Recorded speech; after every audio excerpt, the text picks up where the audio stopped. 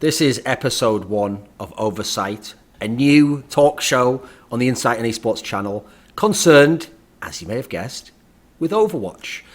Now, I'm not going to do like an extended introduction of who we are and what we're going to do all the rest of that stuff because like I'm pretty sure people will get to know in time, Monty. And that's not really our style, We're not really trying to do it like that. But I will just say this to start the show out. And I think one topic we should address to start the show out is basically because this isn't our native game. You come from League of Legends, I come from CSGO, like Quake, that sort of thing, It's worth saying it the opposite. I'll just say it myself. Like, personally, I don't know very much about Overwatch. Like, I've played the game a bit, but I'm certainly not like a good player. And I've watched it, but even then, like, because my system of watching games is usually I just start with the top teams, and I watch their matchups. Like, I wouldn't be able to say I've watched like vaguely as many Overwatch competitive games. Probably there's a lot of people watching this podcast have now, but have worked a long time on a lot of esports games. So I think anyone from League of Legends will be aware that.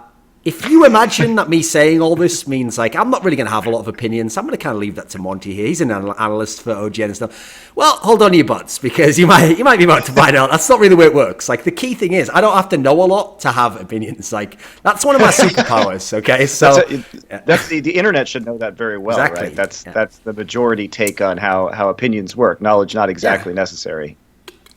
Like how fans they're just entitled to know everything and never think there's a gap in their knowledge. I'm like them but better. So Monty here actually is an analyst for OGN, and obviously, in theory, he's transitioning into his life in Overwatch from League of Legends. So I'll ask you a similar question to what I kind of asked myself when I said that there, Monty. How much does Monty think he knows about competitive Overwatch? Well, how would you describe it at the moment? Definitely still learning. It's a bit hard because the competitive scene doesn't really give you a lot of tools that would make my ability to make deeper analysis about the game possible at the current time.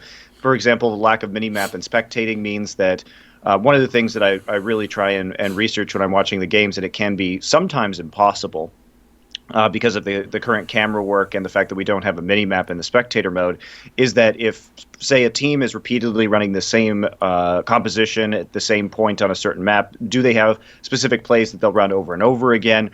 Sometimes it can be hard to tell where all 12 players are at any given point in time. So there is some confusion about how we actually approach analysis to this game. Plus, we don't have any statistics right now. We don't know how much of the percentage of the team's damage each DPS player is doing, which makes it, in turn, difficult to see who is really outperforming each other on specific heroes. It's kind of more... The entire game is based off of sort of loose observation with very little concrete statistical evidence available, or even concrete ability to watch the macro game.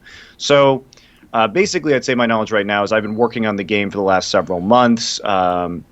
Obviously, I knew this was coming a long time ago, that I'd be casting here in Korea for OGN. So I visited team houses. Now that the Western teams are out here, I've been visiting them for scrims. I will continue to do so for the time that they are out here for Apex, spending like a day with them at a time and asking them questions, watching their play, coming to my own conclusions. So right now, I feel like I'm in a pretty okay place in terms of analysis, but obviously... And as far as what I am capable of, given the limitations of statistics and spectator, until Blizzard gets those features into the game, which they will, it's just a matter of time, right?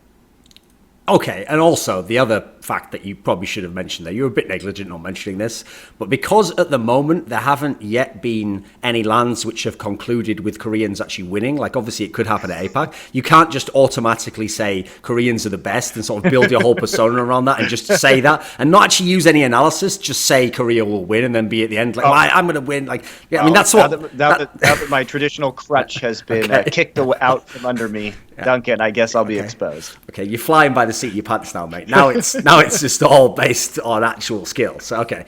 So here's the question then. At the moment, like as a general topic, we're going to go into some of this stuff as we talk about some of the tournaments, because luckily there has only been the 4 lands and 2 of them are still underway at the moment in Overwatch in terms of the big competitions. At the moment, it isn't even really set who the analysts will be in like 6 months from now in Overwatch. And there's different people coming into the game. There's people who were in the game early on and now maybe are transitioning out or not being used as much. Do you think at the moment in League in Overwatch, there's anyone who you could say is like a super expert? Is there anyone to you stands out as like this guy? Who would be the person who, if you had to guess, knows the most about Overwatch? It's so hard because everything's changing very quickly right now. And again, nobody has enough tools to actually, I think, go to the next level of analysis right now. Okay. That's what I think is really hard. I think we're in a situation at the moment where the pro players are definitely the most knowledgeable about the game, which isn't always the case when it comes to more developed esports, because at that point you get people, analysts who are looking at more film than playing, may have different perspectives on different teams, or can do more or better macro and statistical research than players really have time to do because they have to practice their mechanics. So it's also, I mean, the game just launched. In a year's time, this game with different maps, different play modes, new heroes is going to look entirely different than it is right now. So we're just sort of tiptoeing in, and people are still trying to figure out how to play the game. As far as analysts that, I mean, I haven't seen anybody that I think like blows me out of the water right now. I think everybody's sort of pretty much at the same level with the tools given. Okay. Right, so since at the moment, this is the first episode anyway, we've never publicly discussed Overwatch in this kind of a setting, and at the moment, obviously there's the two big LANs that were played, the ESL Atlantic Showdown one, the one that Rogue won, there was the Overwatch Open that E-League did, and then now, currently, I mean, as of the recording of this, for anyone who doesn't know, the final of APAC Premier hasn't been played yet, so we don't know who won that out of Lunatic-Hai and Rogue. And then obviously Monte casts OG and Apex as it is anyway. So what we'll do is we'll mainly talk about like the two current tournaments, and then we can reference some of the old ones, I'm sure, since we've never talked about them, as we talk about the teams that are in these tournaments, since the top teams are in these tournaments. So I want to start out with a specific team, and from that we can jump around wherever you want in those lands that they've competed in. So the team I want to talk about, Monty, is the biggest name in Overwatch, is EnVyUs. Now this is the team where, coming into that first LAN, the Atlantic Showdown, they had this amazing streak online. I think it was like 55-0 or something 57. mental. 57, okay. Yeah. And people were like, I mean, one thing they mistakenly did was people were like, it's like NIP and CSGO. I was like, mate, that was all on LAN against the best team. Shut the fuck up. But anyway, I won't get triggered straight on the first episode, Monty. But, okay, so they went to the first LAN. They didn't win it. Okay, fair enough. Didn't win. Okay, got upset. Still a very close series. It was what? That was an incredibly close series that they played, in that LAN. It could have really gone either way, went the whole distance in terms of the best of five. So I think it's hard to discredit them for that. And obviously the team that beat them then won the tournament. So even coming top four there, it's not like, well, you weren't even top two. Like, shut the fuck up, mate. Do you know how brackets work? Like, by the way, anyone who's now starting to think like, this show's a bit different than I thought it was going to be. Yeah, buckle in. This is how it's going to be. But even more ignorantness. So get ready. So after that, Monty, obviously Overwatch Open happens. This time, okay, now they get to the final. But again, upset actually. I mean, that Misfits team was the one that had like two fucking stand-ins and wasn't even the best European team in theory. They were a good team, obviously, but what do you think of Envy overall? Because obviously we didn't see them at APAC because unfortunately that was the one where they had like visa issues or something, right? And then now they're at Apex, but that's only in the group stage. So nothing's happened there. So is EnVyUs the best team in the world is the simplest first question, right? I think it's really hard to tell, and I don't really want to crown a team as the best team in the world right now. Because again, we've had so few LANs, and a lot of these LANs, even the Overwatch Open there in Atlanta, where you are right now, it was a very short. It was truncated, right? We're looking at basically a 5-day tournament of which each team only plays 3 days. Everything else was online before that, and as anybody who's an old hand in esports knows, having offline tournaments is very, very different to having online tournaments, right? So you can't really, I feel, treat them in the same way. So when we're dealing with such a small sample size, now that we're getting longer tournaments such as APAC, where the teams are playing for 2 weeks or 2 months, in the case of if you're in Korea for Apex right now, this is where we're going to see more comfort with being on stage in an offline environment and really start to see which of these teams are the best. Now that said, if we actually do consider the results, if we want to include the online win streak, 57 wins is obviously extraordinarily impressive for any esports team. And if you look, as you say, at the results, okay, well, they made semis of one tournament, lost barely to the eventual winners, and then we look at the second time, and they actually make the finals of the Overwatch Open, and then once they're there, they barely lose to Misfits. Right, goes an entire 5 games again. So they've made top 4 and they've lost in 2 consecutive tournaments to the eventual winners, right?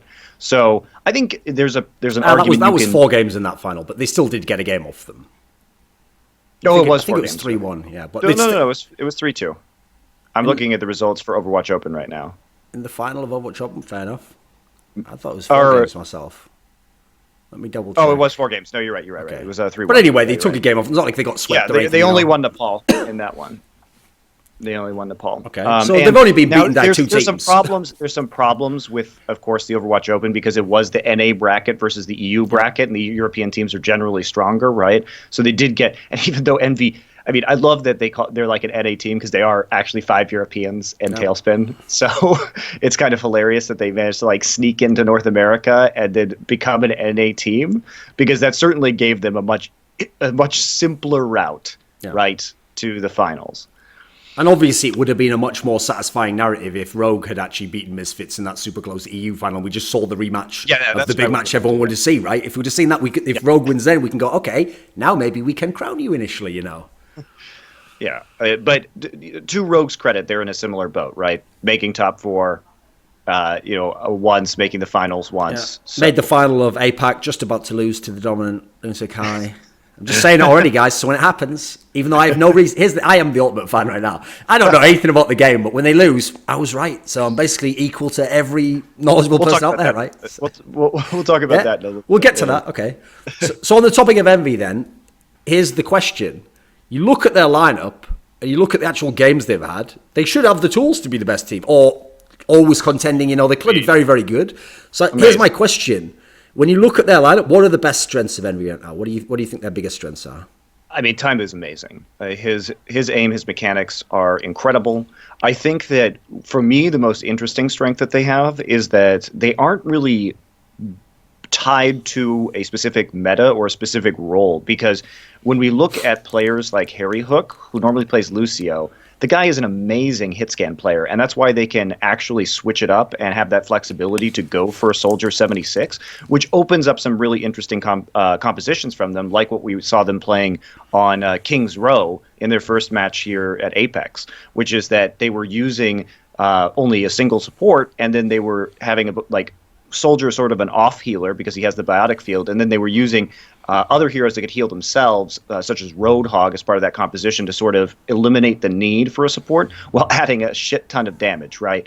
And very few teams are going to have players that are as on point mechanically as a player like HuK. So they just simply have a huge amount of strategic versatility, because on just a pound for pound, player for player basis, they have more skills. And in fact, you could argue that some of that skill is actually being wasted on guys like HuK playing Lucio, because HuK could probably be a top DPS player on a team that wasn't EnVyUs, right? So HuK's in some sort of mad Alex Rodriguez, Derek Jeter scenario where one of them is playing an off position when he could just go to another team and be his primary position, right?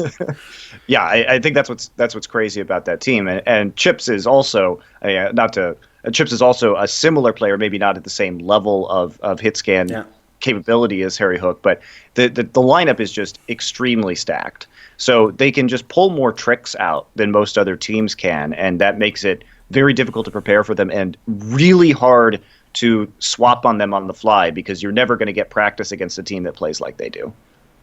Yeah, I mean, the funny thing is that Chips Hagen, guys, one of the few names I know that aren't from CS, etc., because he was a Bloodline Champions player. And he's someone where I remember when I was doing my research actually for an article in League of Legends about the player Mithy, who came from Bloodline Champions as well. I remember he's someone that actually people cited. So I was actually shocked when I saw in this game that he plays fucking Mercy and stuff. He's like a support player.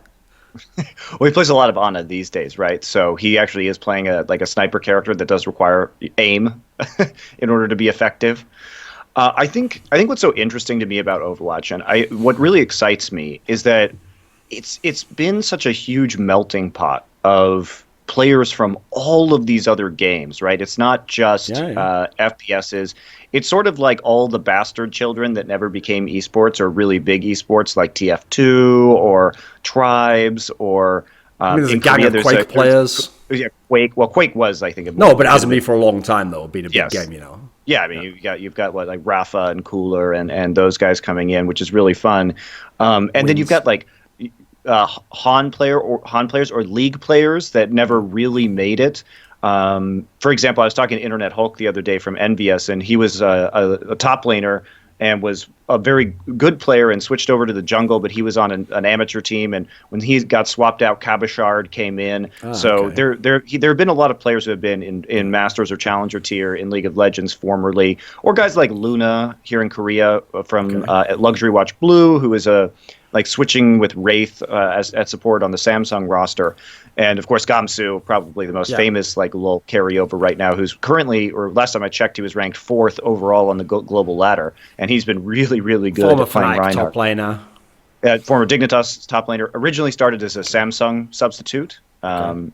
So he played on a Korean team and then went to Dignitas and then went to Fnatic and then went to Overwatch. So it's been. So anyway, the point I'm making is that in Korea, we've got all these Cyphers players, which is sort of like a weird Korean third-person MOBA action game that came over. Players from Guns. The point is that what's so cool about Overwatch is all of these players have now pooled into one game. And because it has all these MOBA elements, you're getting a lot of Heroes of New Earth players or Dota players or League players also that are coming in. And what I think is so cool about the game is that there's something for everybody from an esports perspective.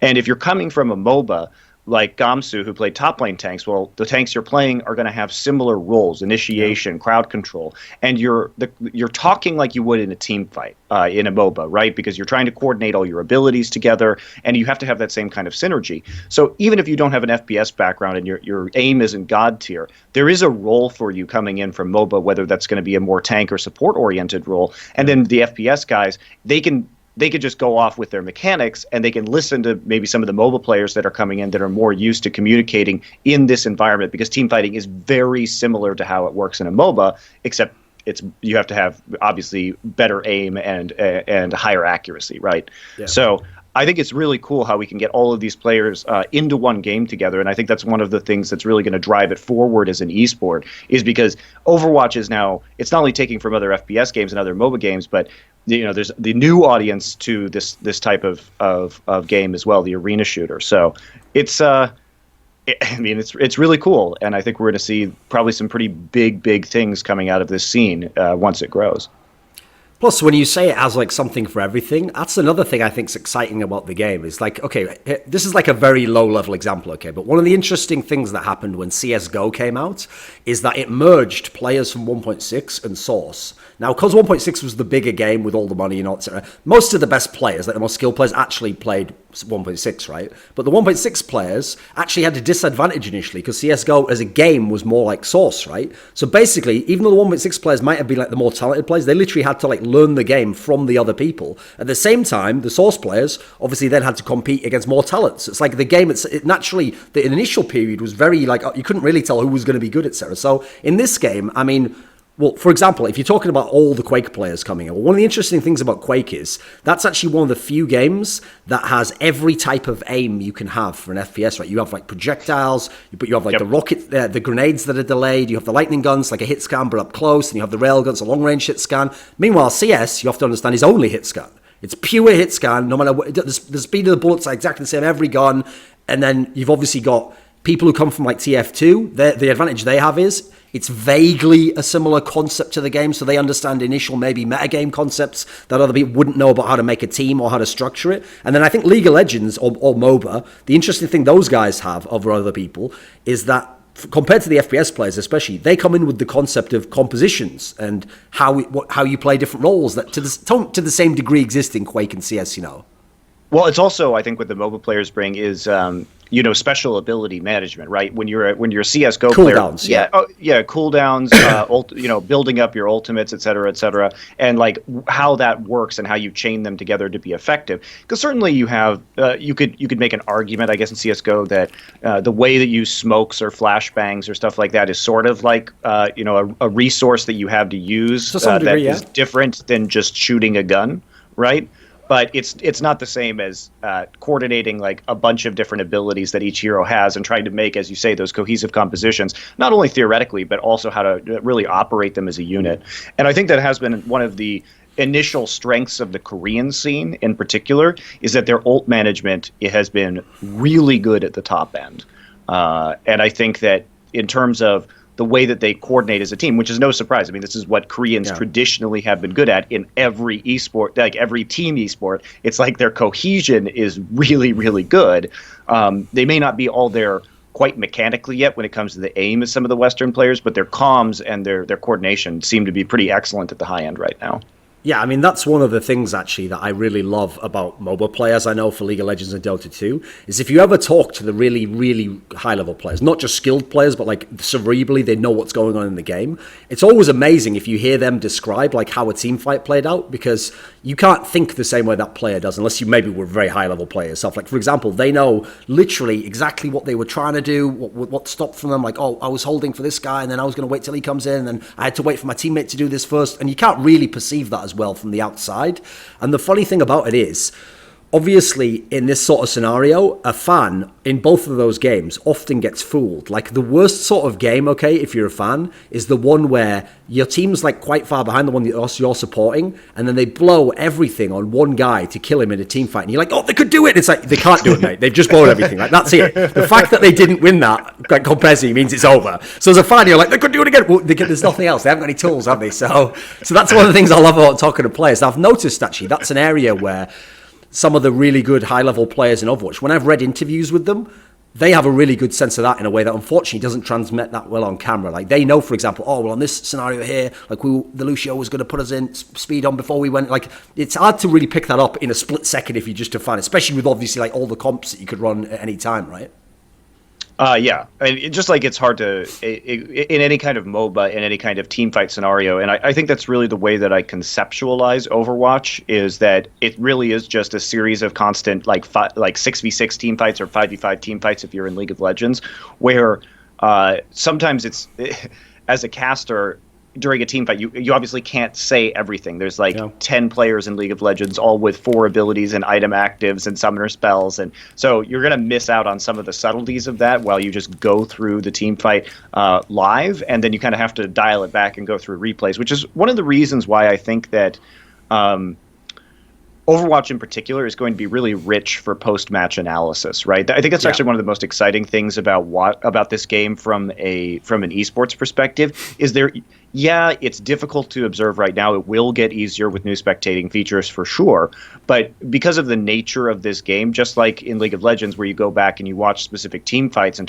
break it down after the match, this game is going to be fucking sick for like analyst desks. It really is going to be good. Because you can then get exactly the right perspectives, like hop around and set up a really good replay. So that should be cool.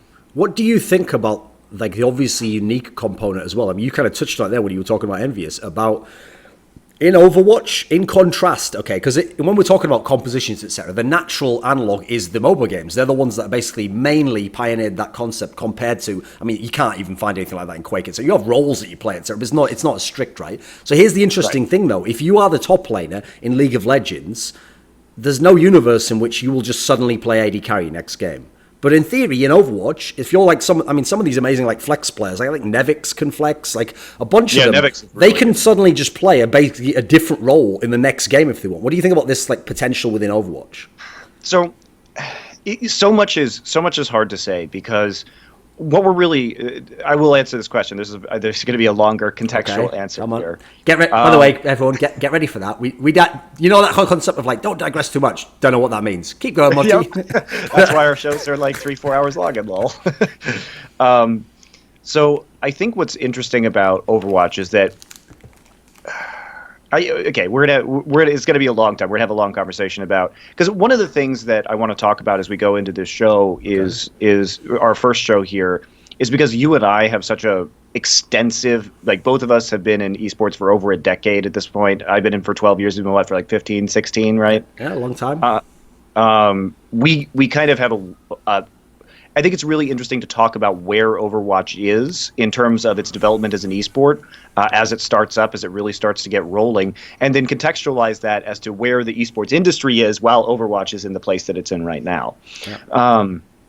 Because with Overwatch, currently, what we're looking at is a game that is still very raw. And to compare this to League of Legends, which many people might be familiar with who are watching this, when League of Legends came out, it only had, 40 champions? I think 40 champions at release. It wasn't very many, and we're up to over 120, maybe 130 by now. I don't know the exact number at the moment off the top of my head.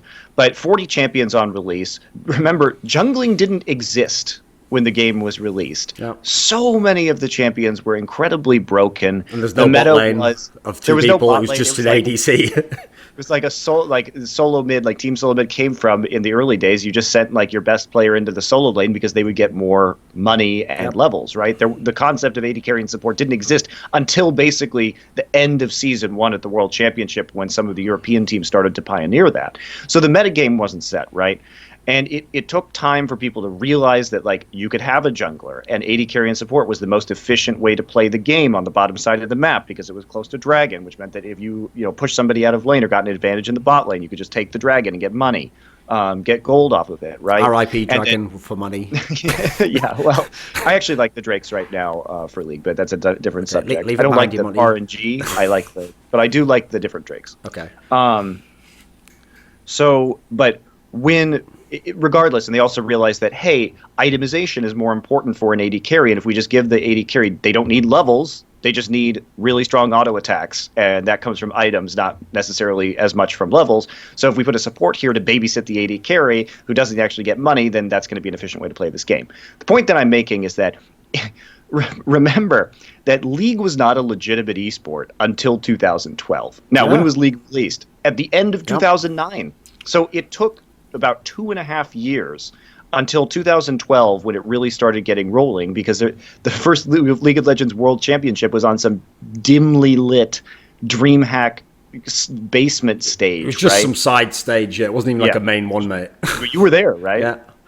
It was just literally like the equivalent of like an exhibitor's booth with a bunch of chairs. It wasn't even like a stage. It was on the ground level.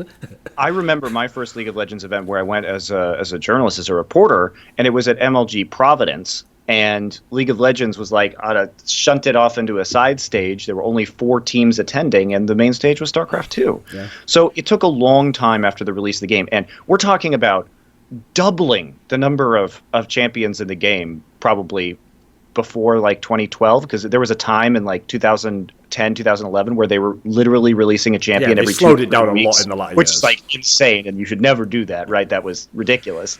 But it took a long time for the game really to develop into a balanced state, into like set itself into a specific meta.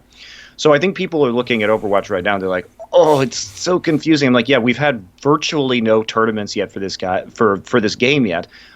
OGN is the first organization to run a long-term league or tournament where teams are in residence and actually practicing over that period for a long time, just like they did in League of Legends before LCS existed, right? Yep. There were one-off tournaments in 2012. LCS didn't start till 2013, and the Western teams in 2012 came and played in Korea because OGN was sort of the first one there. They're the first one here again for Overwatch. Overwatch is immensely popular in Korea. It's still the number 1 played game in PC bongs. Yeah, it's still right now as I speak. I just looked at it. So it's up there challenging League of Legends and really knocked League of Legends off a perch that had been on top of the PC Bong rankings for 4 years. And there's been a little bit of back and forth between the games, but Overwatch has been pretty dominant ever since release, and it's just insanely popular here.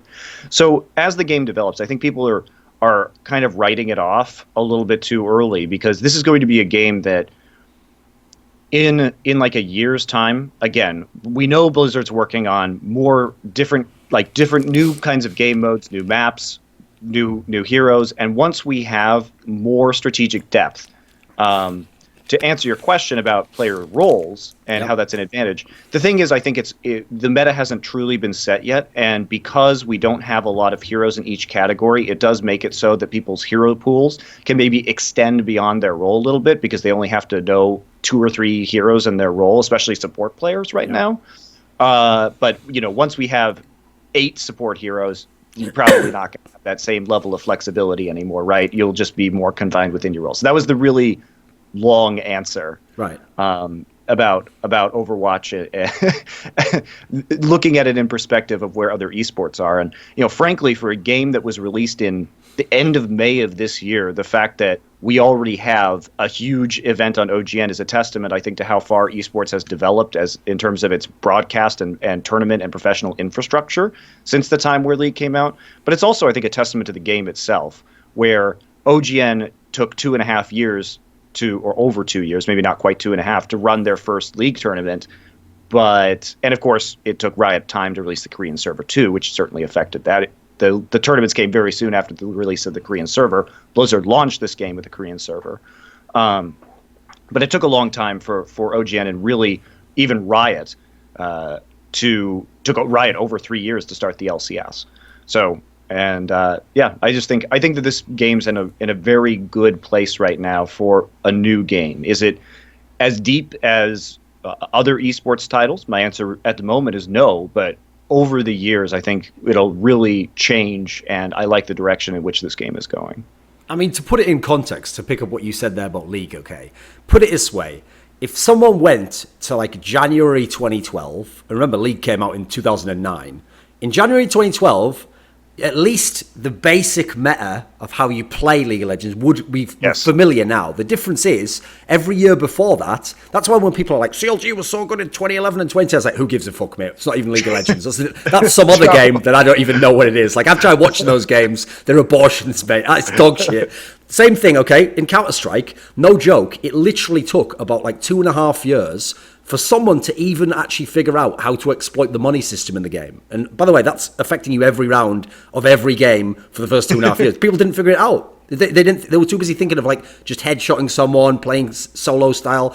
And then, it's the same for so many different games. I mean, funnily enough, in some games like Quake, people didn't even figure out the most effective ways to move your fucking model around the map for a few years. Like, these are things where, here's the exciting thing, okay, is that when I give all these examples, in League of Legends, we're going back like 5 years. And then in CS, we're going back like 15 years. And in Quake, we're going back like 20 years. But the key thing is, it's not like it's going to take 20 years, 10 years, whatever in this game. The point is, people, because the competition in all these games is more fierce at the beginning of all of them, because they're established esports quicker, and you have all different regions competing against each other. Like in Counter-Strike, obviously it was just Europe, and then in North America was on their own, and eventually they met up. And in League, you didn't have Koreans for the first 2 years. Like, the key thing is the acceleration of knowledge and people picking stuff up off each other is way quicker. So the difference is, when we said that, okay, it's not like it's going to be 2 years in Overwatch. I think I don't even know if it'll take a year, mate. If people are already in Korea playing Koreans and you've got this cross-pollination, I think like six months maybe people have like a lot of the things figured out, and from there on,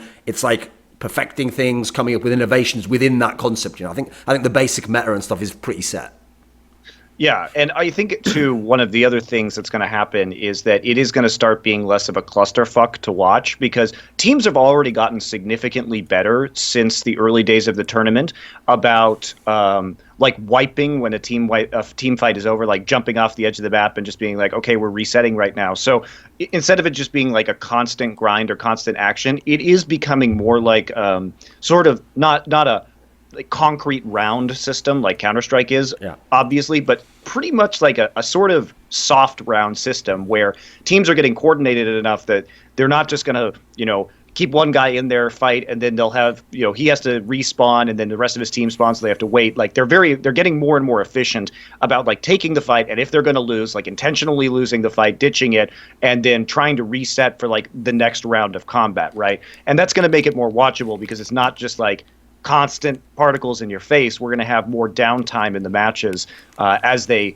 teams get better and better and better. And I think where Overwatch is really going from a professional level, and I don't think that we're there quite yet, especially from my observations of professional teams scrimming, because the teams are obviously still very light on infrastructure. Do we have coaches in this scene? Do we have really like a dedication of resources to getting coaches and analysts whose entire job is to like help the team use statistics, do the research, design plays, design composition? No, we don't have that really yet. It's not like the advanced infrastructure that League of Legends has, for example. We'll get there, though. And I think what's going to happen when that happens is that we're going to get designed plays on maps, right? And there's going to be a guy who is calling the plays for the second point of Gibraltar, and that you're going to use this composition that's very well thought out against what your opponents typically defend. You're going to make those adaptations on the fly, but you're going to have coordination where people are striking from different parts of the map and trying to make very specific plays that are designed by each team in the way that maybe like a football coach would design a play, right? And I think that's when we're going to really hit some sick stuff in Overwatch once that occurs. Okay, so I mean, here's the thing. I'm not going to go super in depth on the spectating thing because I actually have a video that's coming out. In fact, when people watch this VOD now, it'll probably be like a day after I'll release that video. So I need to still figure some of my thoughts out. But what are your basic thoughts on like what is the gap at the moment in the spectating? What is like the problems you see, and is there anything that's starting to emerge as like a concept? Because I'll give you a little bit, okay, of what I'll mention in this video. One thing that actually had to happen in CS:GO, believe it or not, because in the old Counter-Strike, like spectating was much more primitive. Okay, it was very simple, and also in theory, you just all you really did is a very simple way to do it is you just go to the star player and you hope he makes a play, right? But actually in CS:GO, we learned to define certain like narrative rules, like a simple one that was created. Okay, and this is if you ever watch CS:GO, here's a simple way you can seem like a genius by knowing if the observer's bad. Okay, if they're ever in like a 1v2 or a 1v3, you always show the 1. Because on the rare chance he wins the 1v3, it is a nightmare if you're not on that player. You've ruined the round, basically. And so next time you watch a CSGO game, they'll always be on the 1. It's someone who doesn't do that, but like, for example, it happened unfortunately last major where they had kind of like some sort of amateurish observers. It actually ruined a very famous round at the tournament. So that's like a just general example of where you don't figure that out overnight. What you're trying to learn as the observers go along is they're trying to figure out what are my guidelines here? Like what is my flowchart in my brain of who do I show now? And then when do I switch at what point? And then, these basic concepts get built up over time, and it's more like people learn from each other, and eventually you get a rule, but there's no rule to begin with. So what is the concept in Overwatch for you at the moment? Well, I'm not sure I have the answer to that question. Otherwise, I'd be trying to share it with OGN to make it so their production is better. I do think you need a lot of observers in Overwatch, and you need an extraordinarily competent director, right? And people are going to get a better sense of ult timings. Like, I think one of the things is you have to watch DPS ults as they come into a fight.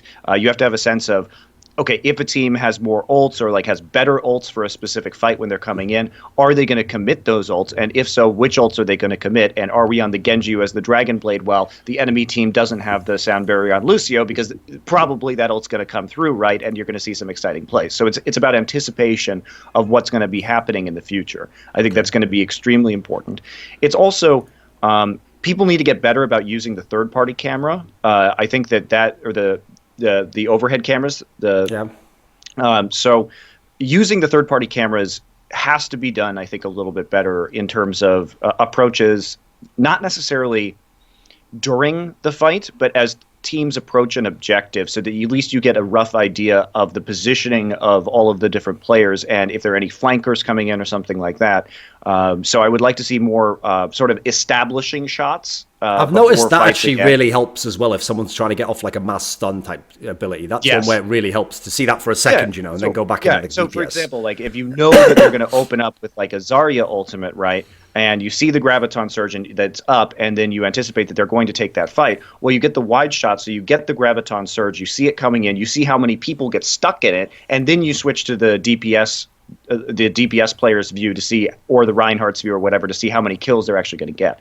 Also, when Pharah's in meta, Pharah, when she's hovering and in the air, makes it a lot easier to spectate the game, and you get to see sick projectile DPS play from a player like Tailspin.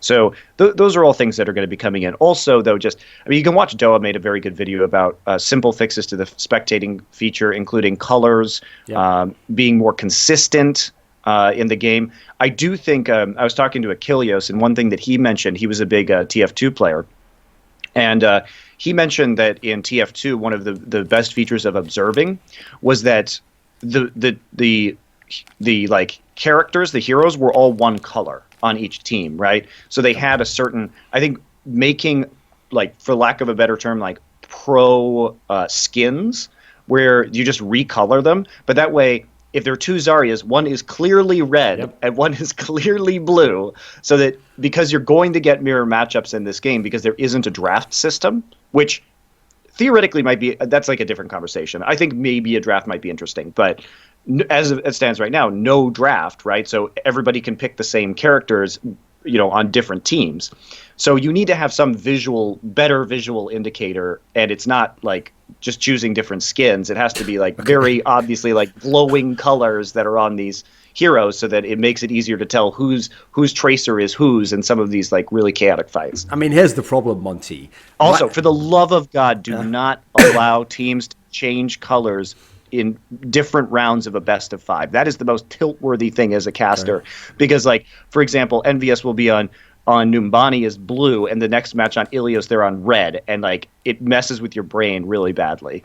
When you say that you think draft might be interesting, here's the thing. For now, Monty, when there's all these other problems, I feel like just to give the Blizzard devs like a little bit of a break, we shouldn't do that, because you know that feeling where in like a MOBA game, one champion is like so broken it is like 90% win rate. Like that's going to be such a bad feeling when you're the dev. Like, yeah, I've completely broken the fucking game, haven't I? Like that can't happen, luckily, Monty, if it's mirror. In that scenario, it's balanced because we can both use this broken shit. Like that's true.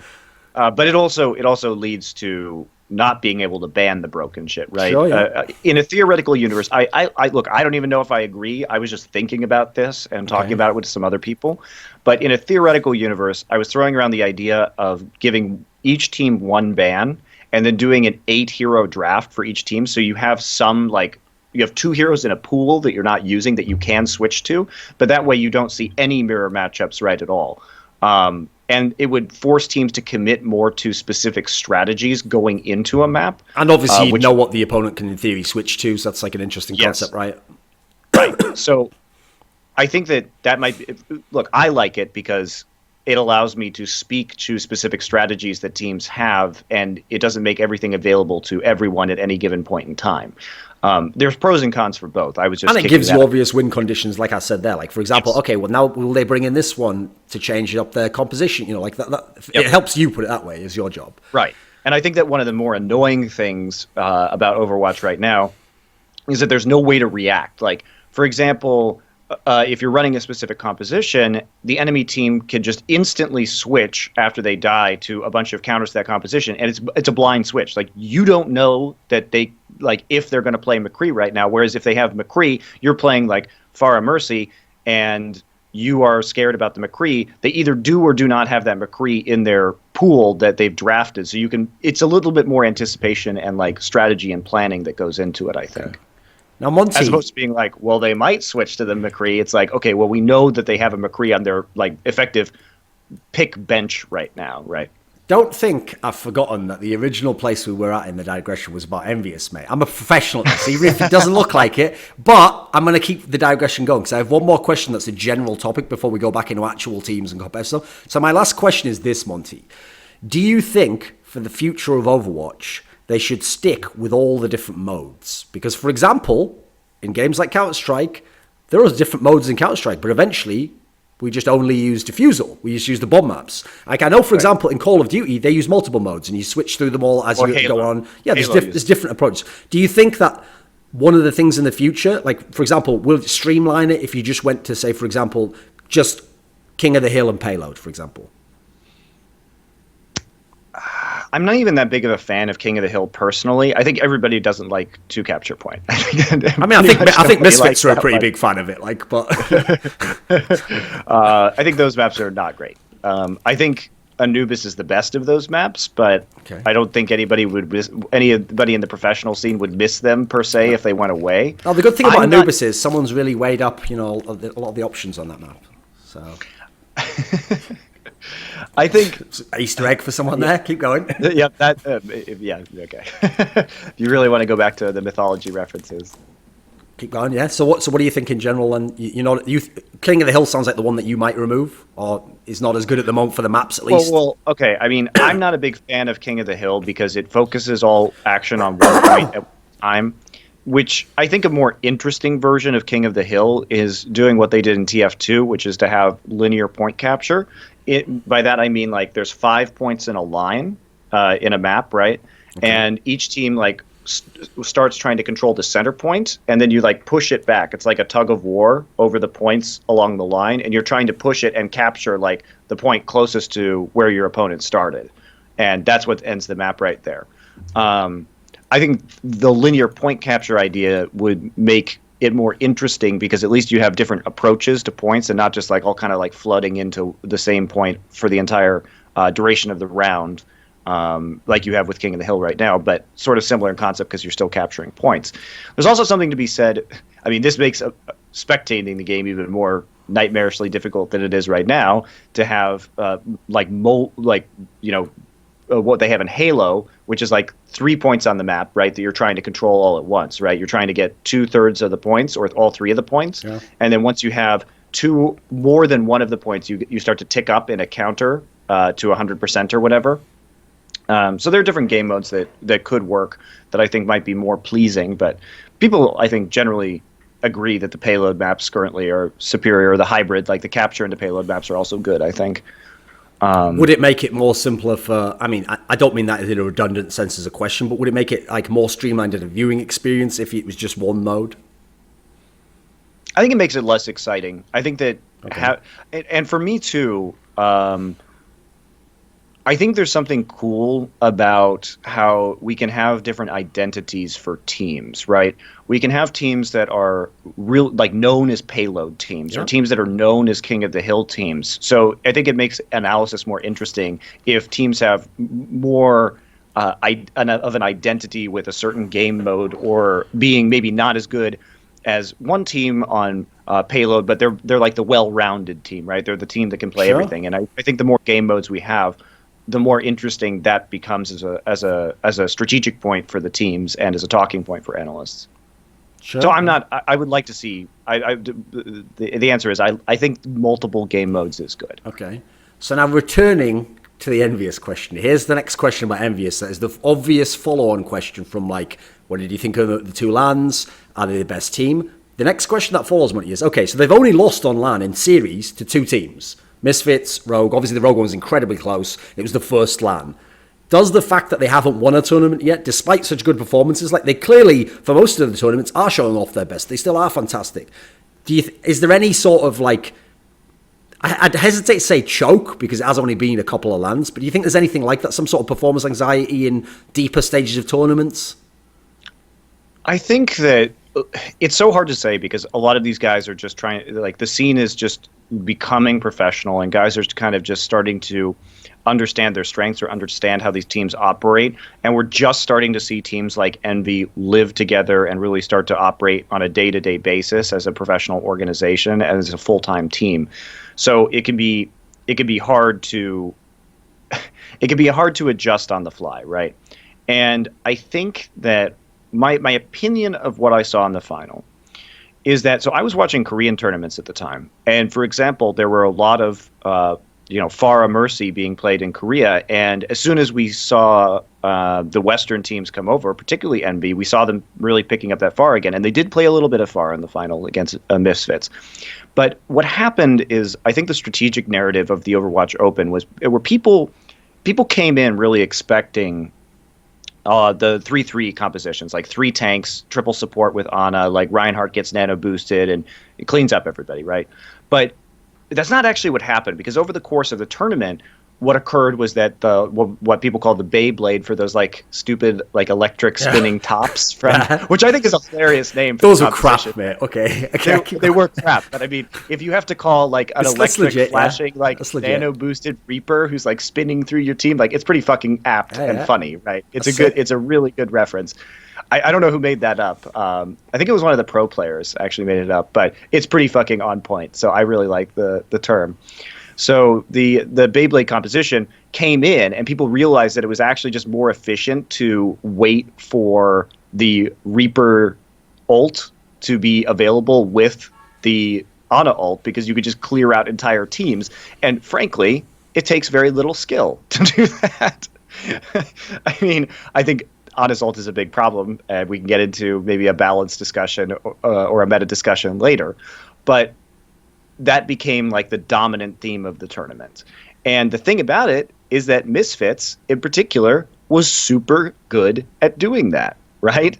So that was, I think, one of the big parts. And you talk about them having 2 substitute players, but Haidan has now been confirmed to be with the team. Yeah. And Skipjack, I think like Rib did a good job, and the emphasis wasn't on him. And you mentioned Nevix too. I actually think Nevix was the MVP of the tournament. I think his May play was fucking insane. The problem is like it's because Soon was very, very good. You can see why like that, like every game, the flashy guy who gets the kills will always get the credit, but Nevix was like. He had the nuance to how he played that final. Certainly. The thing of why I think about Nevix and why his May was insane is that his walls were constantly picking off people from the enemy team. Like, yeah, Soon was getting the kills in there, but it was Nevix who was constantly punishing even the tiniest positional mistakes of the enemy team by just walling one person off from the rest of their team, killing them, and then Soon was able to go crazy in those fights. And it was just so consistent from Nevix that I think that's what was really impressive. So I think Misfits, they were the ones to really perfect this style of play. But it's not like it doesn't have weaknesses. You're still looking at a short-range composition that can be abused by good long-range DPS players like Tailspin on Pharah. And I think when we watched that final, their most on King's Row, I think it was King's Row that they ran the Pharah and Mercy. That was their most successful, I would say, part of the finals, was that when they went back to their own strengths, what was in their wheelhouse. So you weren't a fan of the Ana pick, for example? Well, I think the Ana pick is fine. Korean teams will run like Pharah, Mercy, Ana, and they won't run a Lucio, and they'll just nano boost the Pharah, which is different than what other teams in the world were doing at the time. But I think that what happened is that Team Envy really got sucked into playing Misfits game, but they just weren't as good at playing Misfits game as Misfits was, right? So when we saw a lot of the mirror compositions in that final, they were just, I think, worse on those heroes. And instead of really just committing to their own style and their own strengths, they failed to do that. And I think it'll be a wake-up call for them. And I think we're starting to see that immediately, because what Envy has done is, instead of coming to Korea and getting sucked into the Korean meta, HuK's back to playing Soldier. So they're now going back to some of the strengths that we saw in their online tournament run. And that, I think, is going to be really interesting to see if they don't really get absorbed by playing somebody else's game and continue to stick to their own style and what they're good at, because Tailspin is a wonderful projectile DPS player. Certainly one of the best Pharah players in the world, but he doesn't have the same depth, I think, as some of the other players, and he didn't measure up well, I think, in that final, because he wasn't doing what he was comfortable with. Okay, so here's the thing, right? In the Atlantic Showdown, okay, I can give him a pass for that. It was the first big LAN. Like, you're playing against Rogue, obviously, the first big offline, like best of 5 or whatever. In this scenario, it was a fantastic game as well, so I can give them that one, okay? That's not as big a deal to lose. But in this final, the Overwatch Open one, I mean, you're talking about Tailspin, he did seem like he underperformed. Like, for example, okay, Taimu was fantastic. His Road Dogg was insane. Like, he looked very, very good. Was keeping him in those games, right? He was doing everything he could do, you know. And yeah, like, you have to obviously credit the guys from Misfits. Like, yeah, Nervix was fucking insane. Soon. In general, they had a very, very good performance. But, like, I mean, people rightly tout Tailspin is a fantastic player. He did seem a bit shook in that final. I just think Tailspin doesn't, like I said, I don't think he has the depth that some other people have on their hero pools. I think he's really good at what he's good at, and then he lacks some of the nuance, which is. Then here's the question that I think you go with if you're Envy. Like, do we keep Tailspin if we have a hit scan player like HuK?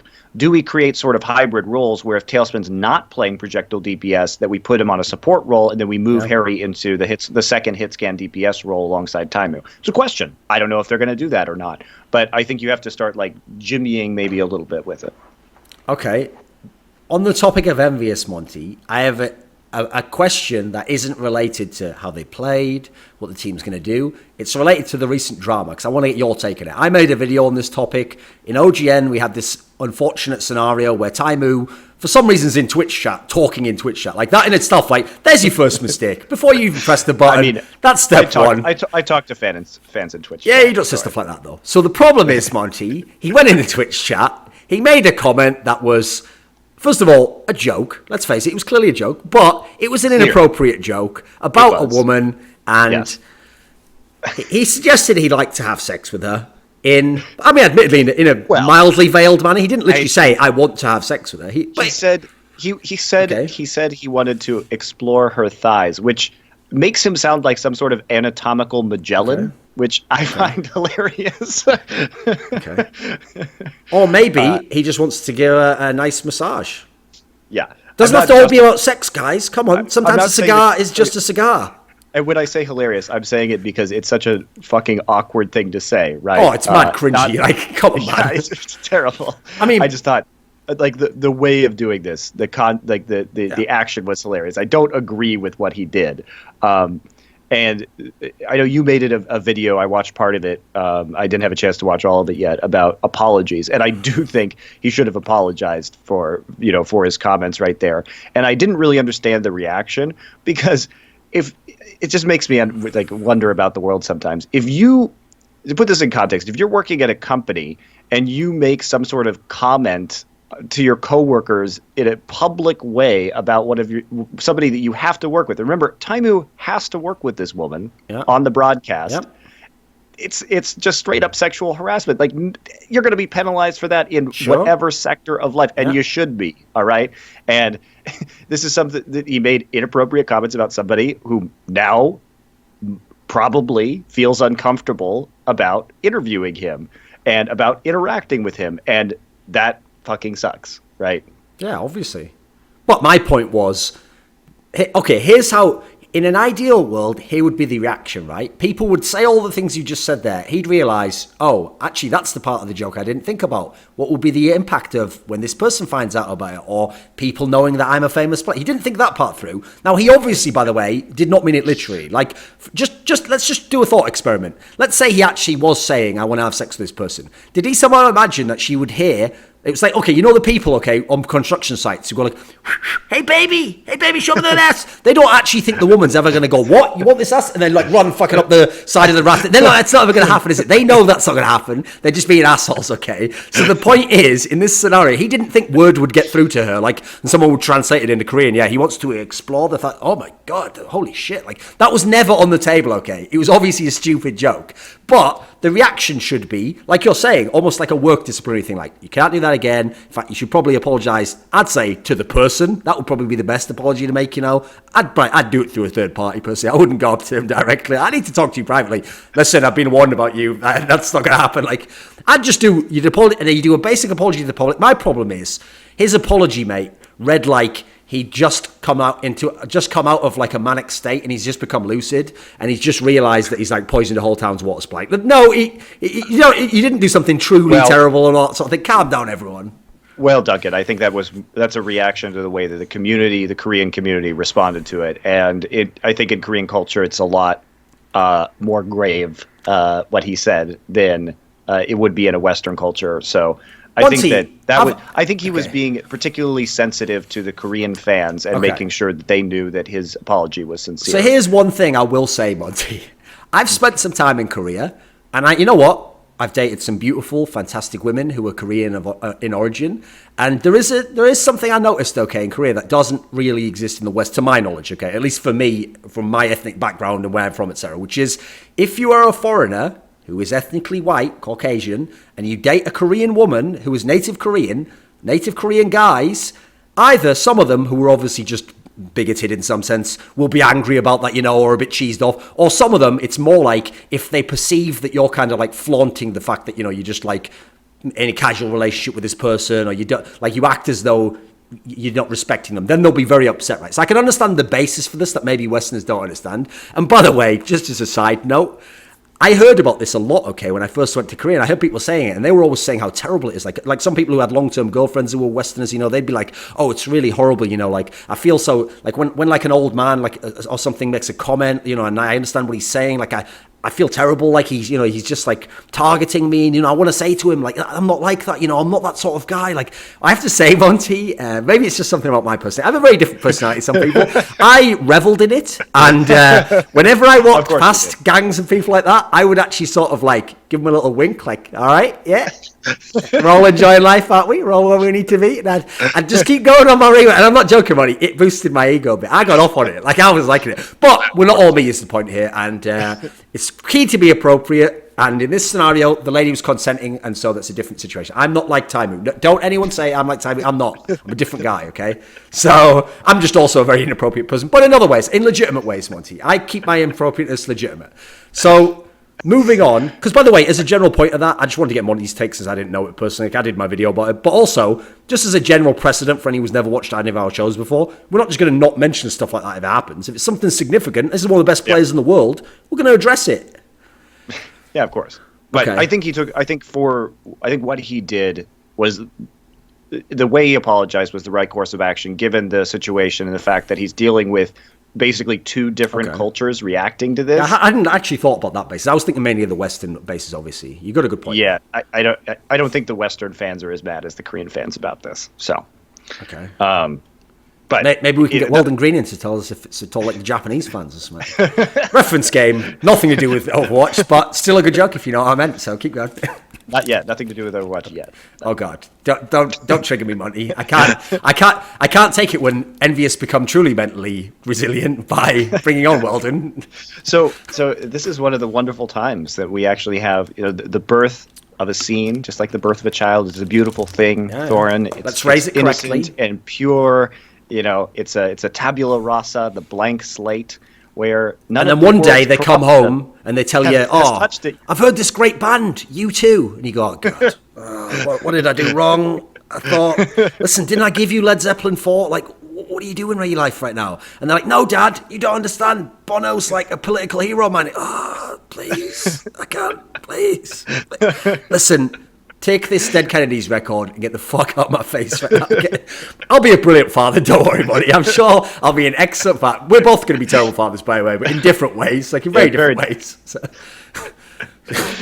But you know what I mean? Like, it's actually great because I feel like there's just this wide open terrain, the unspoiled virgin lands of Overwatch right now. They haven't been pillaged by Koreans. Before the hordes of TSM fans arrive and ruin everything by being children and having no logic. So, the scene is really a beautiful thing right now that I'm enjoying. And it's also great, Thorin, because I'd like to have hope, just like if we somehow through the miracle of science had a child together, that we could somehow shape this thing, right? If we get in there when it's young enough, maybe we can help this thing not repeat some of the mistakes that other people have made in the past. Oh no, to paraphrase an episode of Seinfeld, right? I think the two of us, if we really put our heads together, could make one good man. I think we could make one complete, well-rounded, balanced adult male who is responsible. So I think together we could, like, we'd have to be our own sort of like fucking Megazord or something, but it would work. I think we'd do it. That's how we get the shows so good together. Okay. So, let me think. What was it I was going to ask now? Oh, I've got a question for you now. So, the first team to beat EnVyUs and to win the first tournament is Rogue, obviously. Now, here's the funny thing about Rogue, Monty, is just to give people some background info that they won't know, okay, is the first thing I remember seeing when I saw that Rogue team is they have a player called Reinforce, right? And this is, people are going to enjoy this because it's a little story from the past, okay, that they don't know about.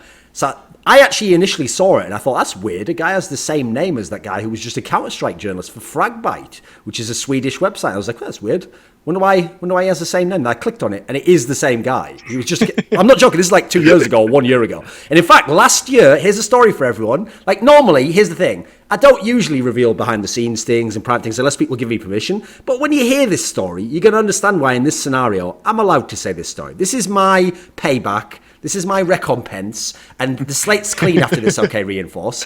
So last year, I was at an event, Monty. Actually, no, maybe it was late 2014. I think it was the Fragbite Masters 3 offline finals for Counter-Strike, which is where they invite these top 4 teams that have qualified through their league, and they play an offline final. And these were like basically the best teams in the world. It was like Fnatic, Virtus Pro, they were EnVyUs at the time, LDLC, they were TSL at the time, they were Dignitas, I think maybe. They were basically like almost the top 4 teams. And it played out over a few days in Stockholm, capital of Sweden. And so at this actual event, a friend of mine who's a journalist was also hanging out because he worked for Fragbite with Reinforce, and on the event, because it's a Fragbite Open or whatever, Fragbite Masters took place at the Fragbite offices, right? And so I'm hanging around with the Reinforce a little bit. I don't really know the guy, he's like quite a young guy, Swedish, so he just doesn't really talk much, just sort of stands off and reacts to things you say, and probably has wicked things to say in his own brain, but I'm not in his own brain, and I like to talk a lot, so wasn't really paying that much attention. So in the setting of the social environment, we go out. Richard Lewis was with me, and everyone's going to get to know him over the course of esports, I'm sure. So I'll leave that for now. I won't tell you anything more about him. That's going to be a nice surprise for everyone. So we were all going out to the bar one night, Monty, and we go to one of those bars where, you go inside, but it's too packed. And so you go back outside, to where it's outside, and you stand at like a table. And those tables that they put sometimes where it's like, basically, like, you only have to stand it, it's like the table's so high. And the problem with those sorts of tables is, if it has like 4 legs, it will be stable. But when they make like one big leg, like a plunger leg below, and it can obviously rock a bit. So that's where we're putting all of our drinks, right? And because it's Sweden, it's also like freezing cold, so people are all huddled together. And so Richard goes and buys a load of drinks, like a cider for me, beer for everyone else, comes back out with it all. And I'm not joking.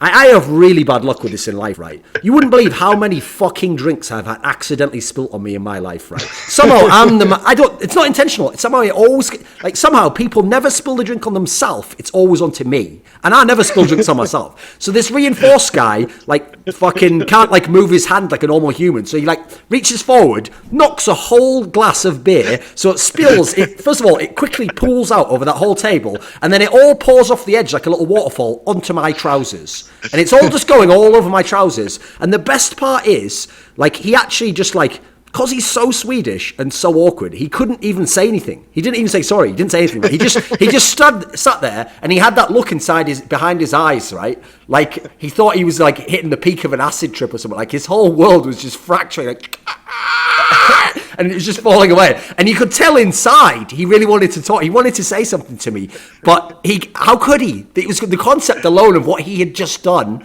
He couldn't wind time back, okay? It was blowing his fucking mind. And I even tried to be British, okay? I tried to be like, that's okay, Reinforce. I'm sure it was an honest mistake. I won't hold it against you. And then every sort of half an hour, he'd just be talking in Swedish to his friend, and then that guy would say, listen, he doesn't care about it. Stop going on about it. He doesn't care about it. And I was going, yeah, I don't care. But behind my eyes, I was thinking, I very much care. I'm still wet.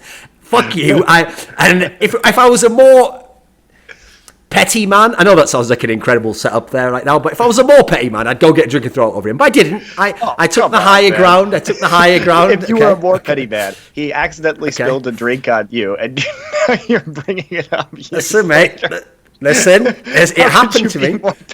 But I will say this. So first of all, I'm just showing where he came from. This bumbling klutz of a man who couldn't even operate drinks and didn't have any respect for other people's groins and the dryness that is essential to being in a social environment. He didn't know that, but now he's playing for one of the best teams in the world. He's a champion. You see, Monty, he's almost sort of a Pygmalion story. And maybe, I'm just saying maybe that moment made him realise he was a mess, he was going nowhere as a journalist, and he thought to himself, if a game was ever to come out that was like a really updated version of Team Fortress 2, but with cool characters and stuff, then I would apply myself, because that's the only way I can get this Thorin guy to forgive me and to respect me as a man. And you know what, Reinforce? Fuck you. I still say fuck you for spilling that drink on me. How dare you? I was soaking wet all night long. That was bullshit. By the way, Monty, sidebar, one quick point I will say.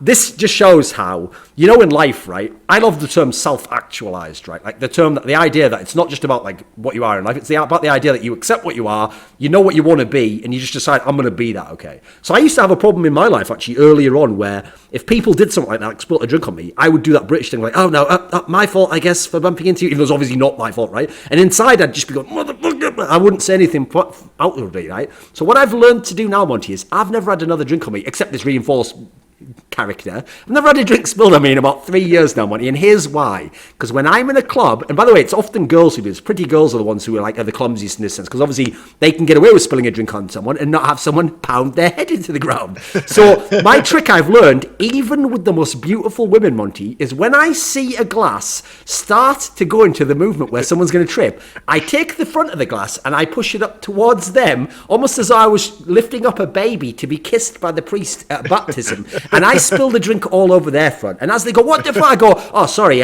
you must have bumped into me with your drink. And then I walk away like an asshole, but dry. A dry asshole. That's how you should think of me in Overwatch. I'm a dry asshole who will never again have a drink spilled on me. You hear me reinforce? If I ever see you, mate, you better buy me a drink and keep it the fuck away from me, okay? So that's just a sidebar. I thought I'd give everyone that little insight there. So I'm glad when I drink with you that you have yet to actively bump drinks into me. I appreciate that. No problem. So in a roundabout way, what do you think about Rogue?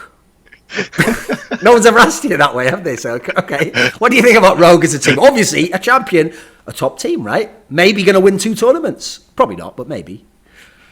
Well, you're already on board with the Lunatic-Hai. I mean, they have lost to them already twice in the same tournament, Monty. That's true. That's a pretty good track record there. Plus, they're Korean. You know, we love those, Monty. Listen, the key thing here, Monty, is, I mean, we'll go into this later, but they still don't know the Koreans are really good at games. We can seem like we're really geniuses when actually all we're doing is the same formula again and again. Get with me on this one. So what do you think about Rogue in general, though, as a team? What are they good at? What are the strengths? So they did win 2 series, but there are like a few asterisks on this Lunatic-Hai against Rogue. So one of the things that I think we have to talk about in this particular matchup is that the finals, Lunatic-Hai was already up 1-0 from being in the winners bracket from in a best of 3. So they only played 1 map, and it was Route 66. Okay. And 2 out of the 4 maps that they played were Route 66. And potentially, Rogue is just bad on Route 66, right? We can't. And Lunatic-Hai might just be unusually good on it. And Lunatic-Hai might be particularly good on Route 66 because they full held them before getting the first point both times on Route 66. So I would like to see some other maps. The other thing is that in Lunatic-Hai and Rogue's series, they only played hybrid or payload maps, right? We didn't get to see 2-point capture. We didn't get to see King of the Hill. Okay. So it's only one really game mode that's been played. I do think Rogue is obviously an extremely good team. I think that when we watch guys like Tavik and AKM and the way that they can bring out the Hanzo on certain payload maps, it's been really fun to watch. Reinforce is a very aggressive tank, really does like to go deep in terms of his initiations, which is fun to watch. I mean, he's not afraid to get his hands dirty. I know that. Definitely not. Okay. What else? Give me more.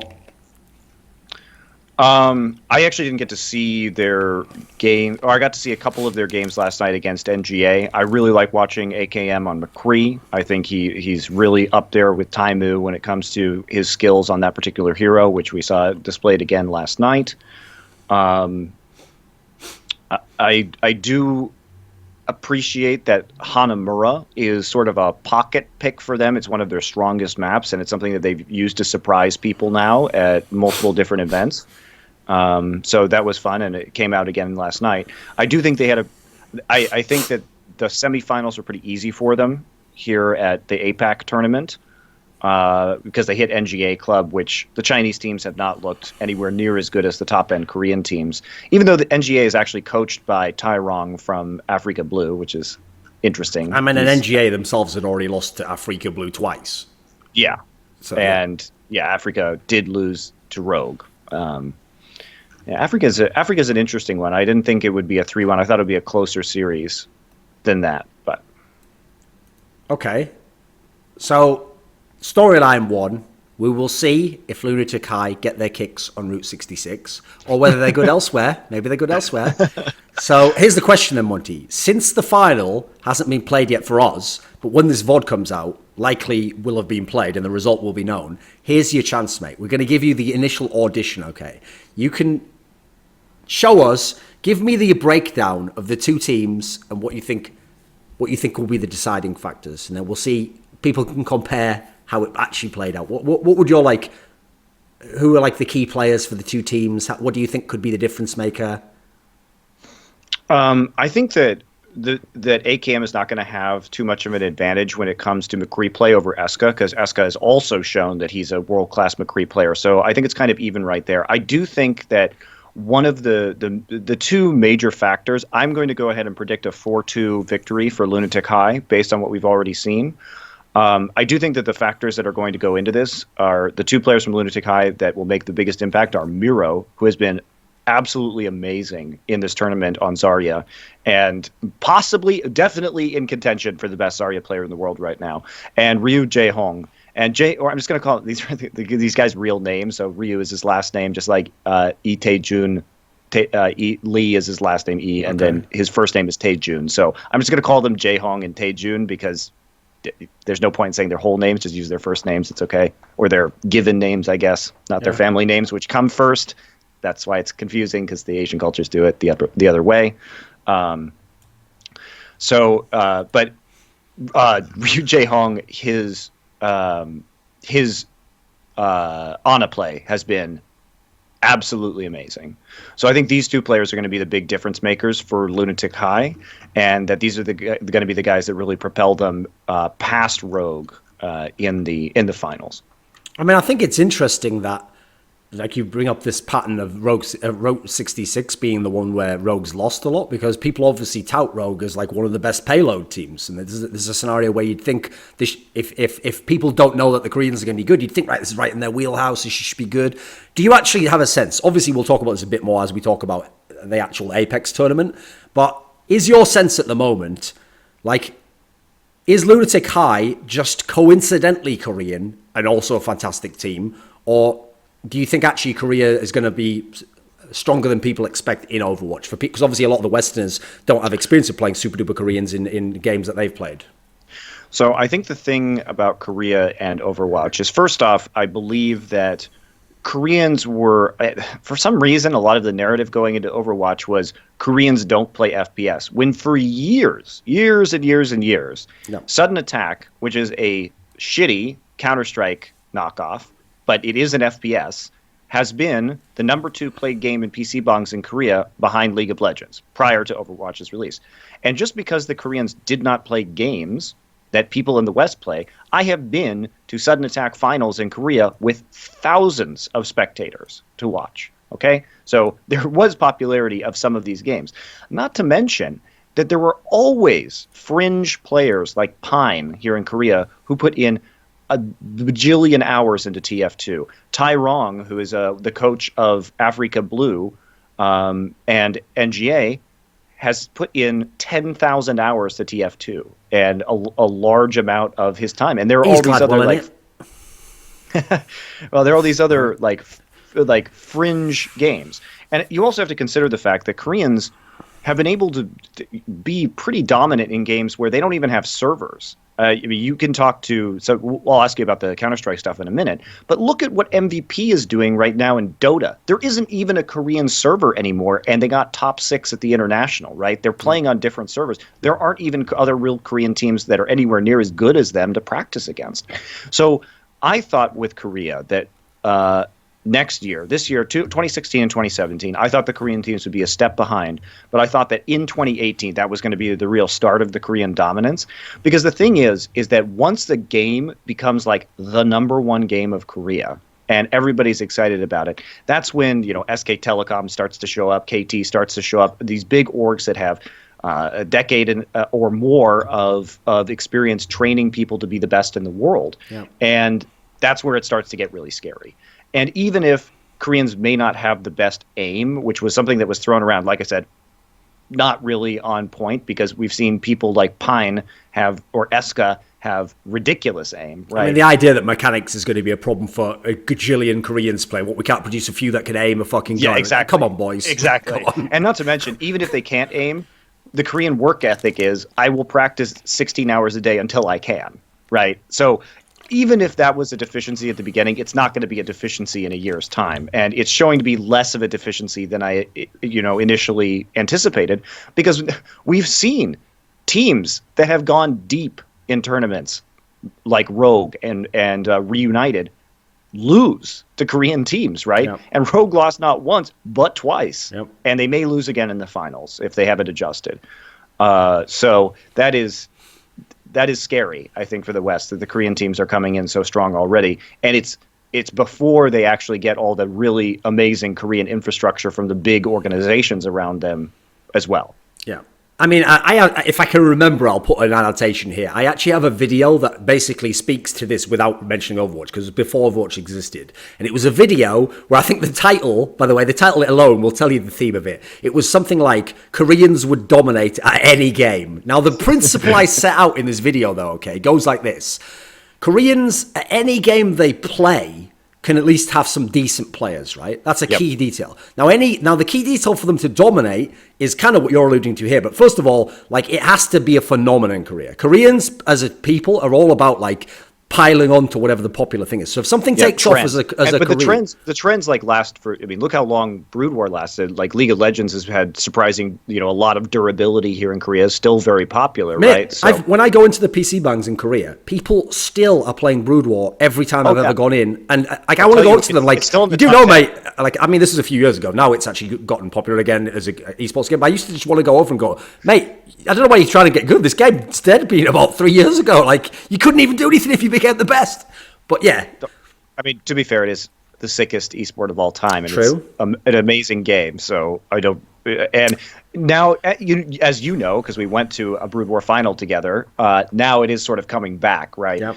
And there are rumors of like Brood War HD coming out, or like a visually updated version of Brood War. So that could be another thing that would make it very interesting. But to this day, I opened up the PC Bang rankings right now. StarCraft is the 6th most played game in internet cafes in Korea. He means for StarCraft Brood War as well, not StarCraft 2, right? Yes, StarCraft Brood. It's above World of Warcraft. Okay, so here's the thing, right? So that's the scenario for people to dominate. Now, the key detail, if you're an Overwatch fan, is all the basics are there for that to happen now, because they've got the casual user base, they've got loads of people playing it, and now, like as you said, the real key is, I mean, let's face it, let's not even just say when the infrastructure, it's when the Kesper teams get involved. When Kesper teams get involved, that's when the game goes to the next level. Because when you've got people at the moment, like your Lunatic-Hais, who, by the way, they used to have CS teams that were pretty good like 10 years ago, or MVP, who always pick up like lesser teams, and they're always like there early on in games. These teams can do something okay, but when the Kesper teams come in with their, that's like the, if you imagine these Korean teams as factories to make players, they're like the super factory that makes all the best tech stuff, basically. And so when they come into the area, China style, they just take over the whole industry and also, ironically, pay people not that much money and just wreck them in terms of working hours. But that's just, and you sleep at your office. It's actually the same as China. It's China. Okay. To be fair, they actually do pay players at least in the league much better these days. Yeah. So, now. Yes. But not so much in Brood War. It was kind of not great. But. Okay, but here's the other part to the story, though. This is the interesting part that people won't know, and this is why I made that video, okay? It's like, it's easy to say that, and that's why I set that principle, when Korea is obsessed with the game. But the amazing thing to me, and you as you alluded to, is in games which they weren't obsessed with, and in fact, were incredibly small. So I'll give you some great examples, right? Like Dota 2, that's a game that's not very popular and hasn't really taken off okay, but they had MVP, like you say, who top 6 at the international, but also won like a big tournament before that. Then you add in, people don't know this, but Warcraft 3, despite how popular RTS games are, didn't actually take off very well. In fact, ironically, early on when they tried to do a league, it had like a match-fixing problem. So the game itself, domestically in Korea, it never really lived. But you know what? Moon and Lin, they were pretty fucking good players, right? Yeah, Moon is the best Warcraft 3 player ever. And I started my esports career casting Warcraft 3 and being deeply involved in that scene. And yeah, there wasn't... it didn't have the same, by a long shot, the same like television presence that Brood War had in Korea in like the mid 2000s, right? It was sort of just the bastard child game, and it was because Brood War was the big one, right? So it's taking all the players. But here's the thing: is Warcraft 3 was and became immensely popular in China, like hugely popular. China was basically the Korea, especially at the end. Yeah, but yes, all the Chinese players were really, really good at the end of the game's lifespan. It's still, I mean, I say that, but there's still big tournaments in China, and it's still watched quite a bit there.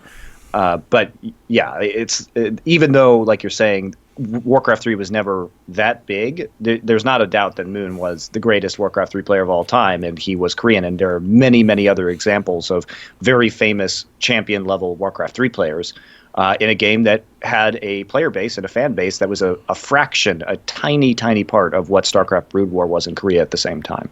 And then I've saved the FPS games, because there's 2 FPS games that if I tell you this story And by the way, I'm one of the only people who can actually tell the story because I was there at the time in the early really 2000s. Good. This is a fucking sick story. So here's the thing, okay? There's two different FPS games, Quake and Counter-Strike. They're the basis of Western esports, right? They are the two original big Western esports games in the same way Brood War's the Korean original esport game, okay? Now, in Quake, this one's insane in itself, right? Because in Quake, actually, over the history of the game, Korea was never involved at all. And Quake wasn't a game there. It was a very small game. But what's funny is, in Quake 3, right? Quake 3 was the one where esports really got rolling in terms of the Quake franchise, right? The ones before that, you had the odd tournament, but they were always, regionalized. Quake 3 was the one where the CPL came along, and they had, global tournaments, where it would be, 40K for first place. And because you were only sending one person, people could get, a LAN cafe to do, a little tournament where the winner, got enough to have the plane ticket or whatever. And so what you had was, the first tournaments in Quake 3 really did have, pretty much every good player from the world come to one place and have some mad Highlander quickening to see who the best was, right? And this is how mad this is. So the history of Quake in all the dueling modes goes like this. Europe always had loads of really good players. It was a game that we embraced very much. America, it obviously comes from America. They always had a couple of fantastic duelers.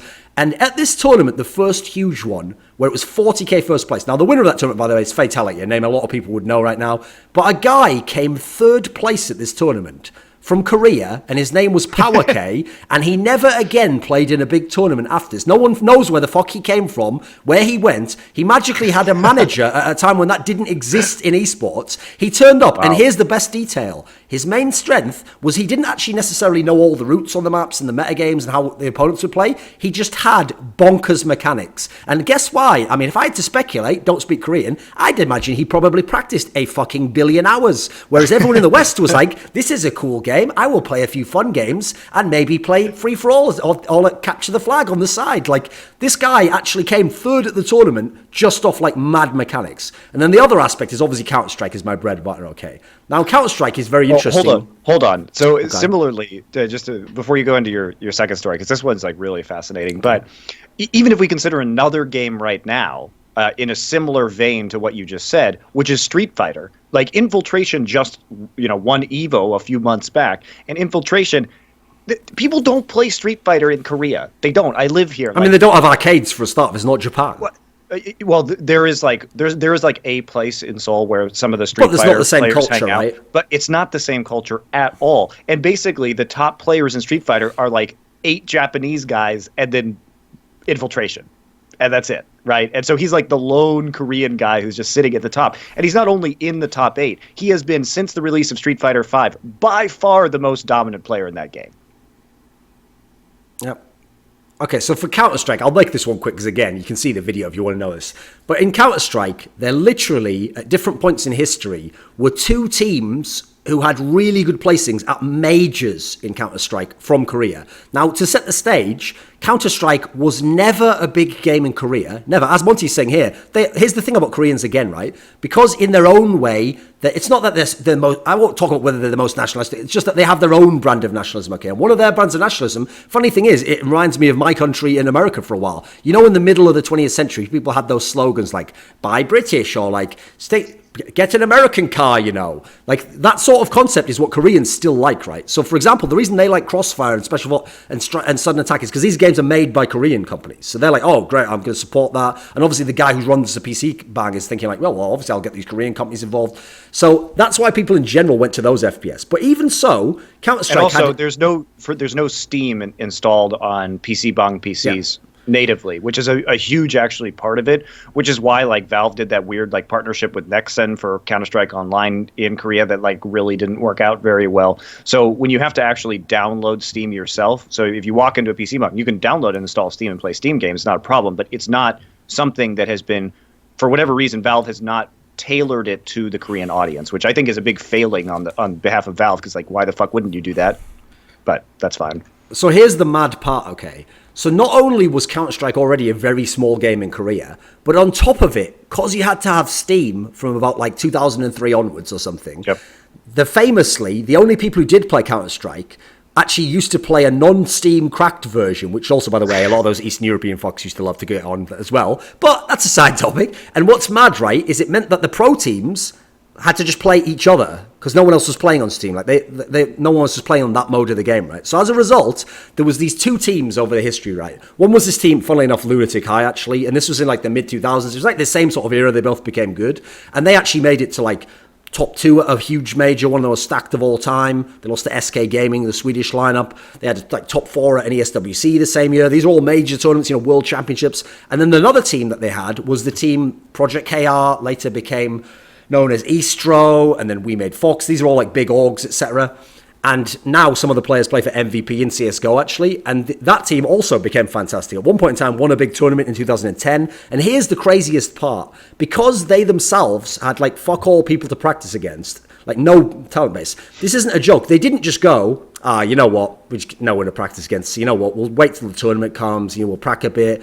First of all, they did what the Brazilian teams did to get good, which is you go to the West, and they used to go to Inferno Online Cafe and boot camp for a week before the big tournament. So they could get like the equivalent of good practice in Europe, but without like all the other months that everyone else had. And that alone was helping them, right? But here's the maddest part. What they thought is, right, well, the one part of the game you could practice without another team is your timing on flashbangs. So they literally designed the most complicated, like synchronized swimming type flashbangs where like as one guy turned, a flashbang went off and then he threw one. It was like watching some like mad dance or something. And so they practiced these all day long in servers and actually were able to execute them in games. And that, as a result, there was one area that they were almost the best in. And as a result, that team was still insanely good. And also, add into the equation, obviously you can't just succeed off that. They had their own occasional prodigy type guy. Like we had a guy called Solo who was like absolutely insane in that game, So what my point I'm making here is that's in games that are starved in Korea.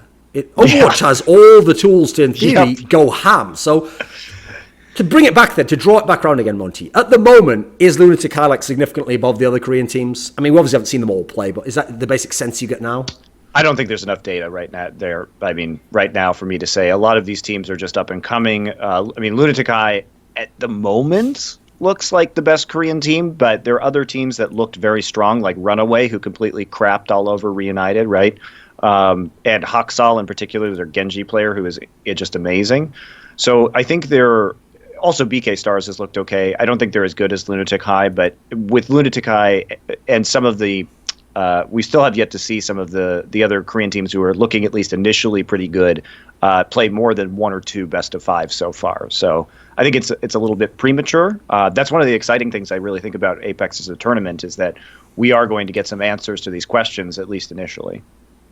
By the way, when you said like, oh yeah, it's good, we're in like this virgin territory where it hasn't been sullied by the fans of a team that will not be named. So yeah, so the fans, it's like we're in, of course, the virgin territory, beautiful America, right? And we have all these wonderful native people, right, in the unspoiled wilderness of Overwatch, right? And maybe there are some teams like. They TSM came in and they like built the equivalent of Jamestown, right, with a little colony, but then it died off. It went away, right? No more Jamestown. But I have that fear that these teams and these fans are going to come in with their smallpox blankets and just like kill everything native in the game that was good, right? I mean, it reminds me of that like. The bit at the end of Camus' The Plague, where he just says at the end, like, like the fear was that the rats would come up again and they'd bring like the plague, and like it obviously just ruined the whole town. That's how I feel about like when I'm another guy. No, are they here yet? Oh God, they're coming soon. Because by the way, I can tell you from CS:GO. In CS:GO, we went. It was wonderful, Monty. We had like 2 or 3 years where the only thing we had to deal with was like idiot NIP fans because they'd won a lot early on. They still thought they were the best like 3 years later. But we thought to ourselves, you know what? They're like, like when you have like a friend who's an idiot within your group, but you're like, whatever, he's our idiot. We can deal with him. Then in came Optic with their investment, and in came TSM. And when these guys arrived, I was like, oh God, they're here. And then everyone else said, what are you talking about? It's not a problem. They're bringing a lot of money. I was like, you don't understand. You don't know who comes with them. And then, as you expect, the fucking zombies come like, Optic. Like, and then they're here fully now, mate. Like, I can't get rid of them. Like, it's bad. It's a bad state of it. So don't worry, that's coming to Overwatch eventually. Oh. But luckily, we're here before them. It's okay. We love you, beautiful native people of Overwatch. The original race here in the unspoiled territories where you were just living in harmony before some jerks came in and gave you all their diseases. I mean, basically, these people in Overwatch now are like the beautiful Na'Vi who exist in harmony with nature. And meanwhile, you know TSM and Optic are coming in and getting unobtainium money. By the way, I've always wondered this, Monty. I think we've discussed it before. But was that meant to be some sort of like Heinlein Starship Troopers-esque amazing parody of the fact that they called it unobtainium? Surely that can't be real. Surely James Cameron didn't really think, that seems legit, right? Call it unobtainium. It's really hard to get. They made that movie. That's one of the worst fucking movies I've ever seen. It's so bad. I feel like he made that movie after he just had, I think he just didn't reveal, here's my theory. He didn't reveal it to the public, but what happened was he went to the, Amazon rainforest and he had a really sick ayahuasca journey, and then afterwards he had sex with his loving wife in an incredible tantric affair, and he just felt like love and all the universe and the jungle was the most important part. But then he thought to himself, I'm this invader and I'm coming to take their precious stone. And he thought, I've got to codify this into a movie, I've got to make it really good, And then the problem is he didn't do that last bit. He didn't make it really good. And then also he did this key thing, Monty, that Dances with Wolves already existed. That's the problem, Monty. Sometimes when you're talking to somebody, you're not really paying attention because you're distracted, like daydreaming. They'll say something and it goes through your brain, and later on you say this, hey, did you know this? And they go, well, yeah, I just told you that. And you go, oh shit. I'm reckoning he had that moment right after the premiere where he was like, someone was like, yeah, did you get the inspiration from the Smurfs and Dances with Wolves? And he's like, what do you mean? Oh God. What? It turned to the producer like, is it too late to withdraw them? It's already out in all cinemas worldwide. Not really. I mean, I can see where you'd say that, but I think it's a very distinct thing. He basically tried to style it out like Riot does about Dota 2. I guess spiritually you could sort of say it's linked, but I don't really see what the connection would be, myself. Very different game in many ways. What do you mean all the champions seem very similar in that? That's coincidence. Parallel thinking, let's try to style it out. Our brains have a quantum entanglement with Ice Frog, actually. Yeah, exactly. Okay. So, let me think what... I was talking about Rogue there initially, so now I have another team to talk about. And Monty, I've saved this, I timed it. I have an uncanny sense of timing when to do things okay. Which, if you keep going on about having an uncanny sense, it doesn't sound so uncanny anymore, but fair enough, whatever. I write my own reviews. So if I'm talking about teams that people, overhype and they say, they're the best. By the way, people from North America apparently love to do this as well. My team's the best. You better acknowledge them. If you're talking about popular teams that are maybe a little bit overhyped and yet people want to believe they're the best, but they're not really, what do you think of NRG, Monty? Let's give you a chance to be hated in the first episode. We got 90 minutes in, Monty, but what do you think of NRG, the beloved team of North America? The real North American team. I'll just use that. Okay, let me just do my one thing, Monty. My League of Legends style moments. When I fuck with League of Legends players and I'm like, by the way, guys, TSM's actually carried by European players. Your team, CLG. Yeah, that was your team with a chance at Worlds. So, same scenario, okay, Monty? EnVyUs actually has a lot of sick European players. Guys, from America, your team's NRG. So, on that note, what do you think, Monty? Triggering has begun. Exactly. And even if you look at some of the other teams, right? So the only real American teams were Cloud9 and Energy, and Cloud9 obviously is in flux right now. I mean, they had Team Liquid, but they didn't do very well, obviously. Well, yes. But I'm saying good teams. Okay. Teams that actually perform well in the most recent round of tournaments, because Fnatic obviously has some Swedish players on it, etc. And pretty good ones. Their best player is Swedish, right? Unless you listen to HuK, but I don't. So. But, don't worry, there'll be guys, there'll be lots of those sort of shots in different people. Sometimes even people I like. But yeah, continue, Monty. What were you saying about NRG? And also directly to their faces too when they guest on the show. That would be good. So what do you think of NRG overall? Because obviously this is a team where... they got wrecked. They got wrecked at the Overwatch Open, right? They made it out of the group, but as soon as they actually hit the playoffs and hit the semifinals, Fnatic went to town on them, essentially. And I thought it was encouraging, at least what we've seen from APAC so far. But you also have to say, they got what was a very soft group. If we look at Group A, they managed to avoid the top Chinese team, which unfortunately got put into a group with Rogue and Lunatic-Hai, right? Yep. So they got bodied out of the tournament basically instantaneously because, it was a surprise, I guess, that they lost to IG Fire in the first round. Yep. And IG Fire may well be the second best team, right? Coming from China. there's a conversation you can have about Vici and NGA as well, but they're certainly up there. So that they dodged both of the Korean teams. They didn't have to play against Rogue or Rogue. They were the Western team, the only other Western team right there. So they did get a little bit of a soft pass through the group stages. That said, I do think that they are looking better these days, and I do really like watching some of the Hanzo on attack on payload maps or hybrid maps that Seagull pulls off.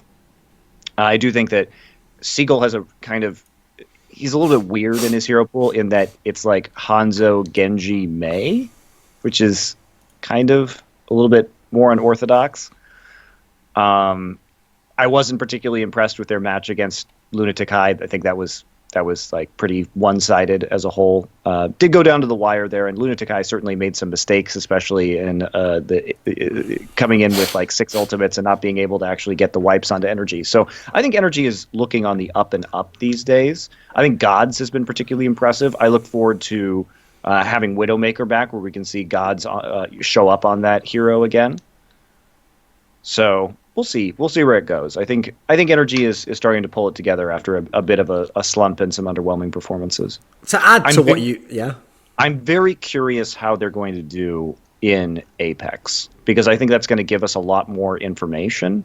They are in a group that looks like they should be able to get out of it, in that they don't have any of the other really big monster teams in there. BK Stars is certainly exceeded expectations, and you'd think that they would be able to beat Kongdu, Uncia, and MVP Space. So I feel like Energy may be bolstered a little bit in the 2 Asian tournaments that they're going to be playing in as a result of having some pretty easy group draws. To add to what you were saying about APAC as well.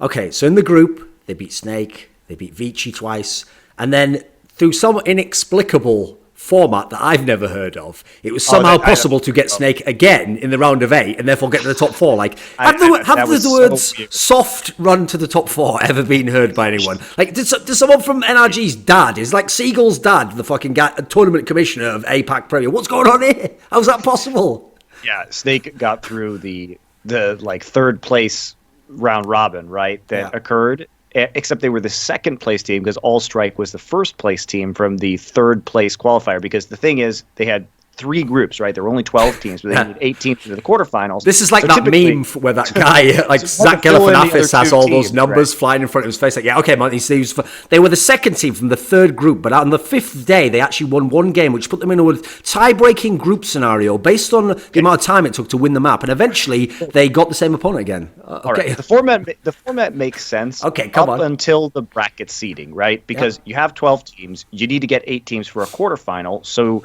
you do a traditional double elimination, dual tournament style bracket of 3 groups of 4. You get the top 2 teams. Okay, so you have your 1 and 2 seeds, right? And therefore, the 3rd place teams from each of the 3 groups, they did play. They played to a round robin in order to decide who is going to be coming through, right? So that all makes sense. Now, how Energy ends up against the 3rd place team of their own group in quarterfinals, you shouldn't be able to hit teams from your own group, like fundamentally in this situation, in any kind of bracket draw scenario. So that's like a red flag about the format right there, but I don't get it. Also, it made it very unfortunate because Africa Blue and Rogue managed to hit each other in the corners, which sucked, right?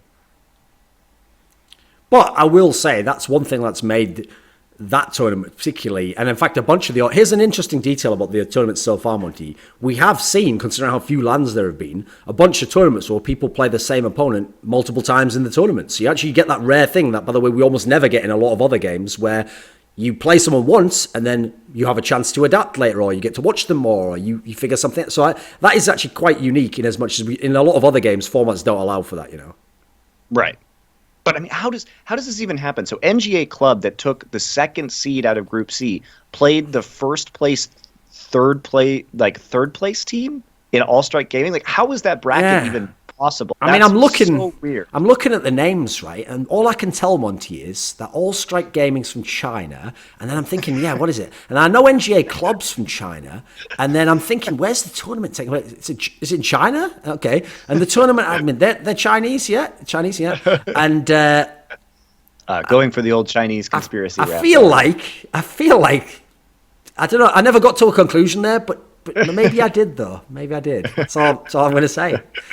I'm not going to start out as strong as I did in League of Legends, Monty, where if you remember, it was in 2014, so the year we started Summoning Insight, when I did just directly say on a talk show, I didn't get anything from it. I just said, I'm pretty sure SK Telecom threw a game with their sister team to cheat and get their other sister team with the world champions into it. And you know what?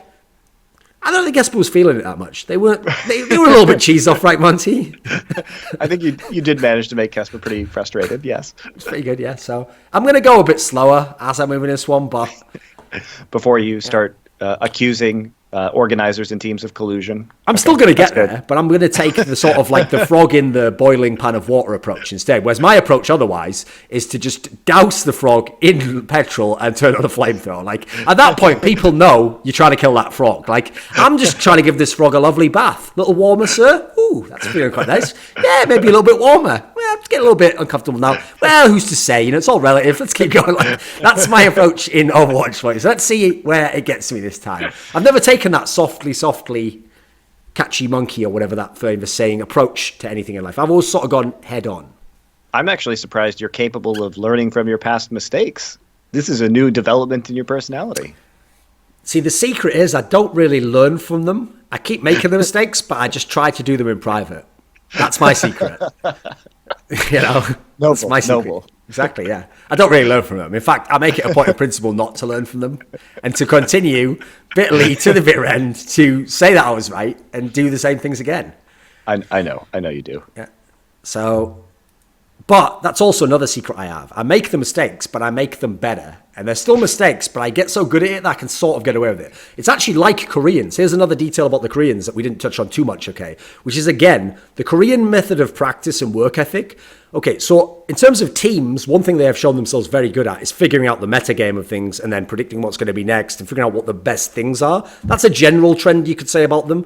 But just in terms of the reason why, even bad or less skilled players in Korea tend to have like almost a level of control over the game that isn't like, obviously it's not as good as a mechanically super duper Western player, but what I think's perfect, Monty, no one ever brings this up, is you know that super famous Bruce Lee quote where it says like, I don't fear the man who's practiced 10,000 kicks once, I fear the man who's practiced one kick 10,000 times. Westerners are like the guy who did the 10,000 kicks. Every great Western player has played a bazillion games as well, but he's just done whatever he wants in them, and he's doing a bit of this here, a bit of this. And yeah, if he gets the right scenario, like, he could be as good as anyone, right? The difference is, that Korean guy is sort of like, right, what are the basic kicks, essentially? I'm just going to practice them a billion times till, even if I'm not the best, I'm pretty fucking good at them, you know? Well, that's part of the Korean culture, right, is the emphasis on... There's a huge cultural emphasis on just practicing, and doing the same repetitive action over and over and over again until you're just a god at it, right? Because I mean, to tie this into the topic we're talking about, so okay, Seagull, the big star player name of NRG, he's obviously a fantastic player, and I've watched a lot of his streams. He's an amazing entertainer. The way he plays is like very creative. This is exactly, if you were a scrub, how you would dream of playing. This would be fantastic. The problem is, now we'll see in the future if NRG gets better, but someone who had the exact same skill level as him in Korea probably wouldn't try as many flashy plays, but they'd be super efficient, I think. Energy, what I will give them is that they're a creative team, right? They don't have the deepest hero pools, but they do interesting stuff. Like we've seen a lot of fascinating like energy tricks for Mei boosting, like wall boosting the entire team, or getting into interesting positions with Mei wall because it's one of Seagull's best heroes. So they've been innovative at times, and they were certainly innovative with the Hanzo, picking up Hanzo on attack on some of these maps and being one of the best teams at running it. So I think while they don't have the same versatility in terms of perhaps the hero selection, I think in terms of their positioning and their tactics, that they are very versatile and that they have a lot of tricks. So that's what I enjoy watching about them. What do you think the actual future is for NRG, though? Like, do you think they just figure it all out and they become, like, one of the best teams? Is there something holding them back? I don't know. I don't know if it's we're at a point right now where we can say that. Again, sample size is so small, especially at LANs, because basically we're trying to make judgments about team chemistry from a pool of LANs that is basically like a few days at Cologne, a few days in Atlanta, and now a few days in China, right? It may be too early to see, because we need these teams to really start committing to working and living together, not necessarily living in the same house, but living in the same area, right? And really turning it into a professional game like EnVy has done. And I think that's what's one of the reasons, if not the primary reason. Of course, the individual players are also excellent and they have good synergy, but one of the big things is EnVy like lives in Charlotte, in North Carolina together, and EnVy as an organization was willing to put the resources into that team, and they have an office there where they go from their apartments to their office to play every day, and they're on full-time, salary, and they make decent money. They make very good money for a game as new as Overwatch is, and they are full-time professional players. And some of these other guys may be full-time professional players, but they haven't had the same length of time that EnVy has practicing and living in one location, right? So I think we got to see more of that first before I really feel comfortable like making sweeping statements about who should or should not be on the team, or if they have to make changes in the future. Okay. So one of the things about the OG and Apex tournament that's interesting is, aside from the Overwatch Open, which had like 100k first place, it has like a very high prize, but it has 90k first. But the drop-off is fucking steep in this tournament, mate. Like, third to fourth, you get 9k in this tournament.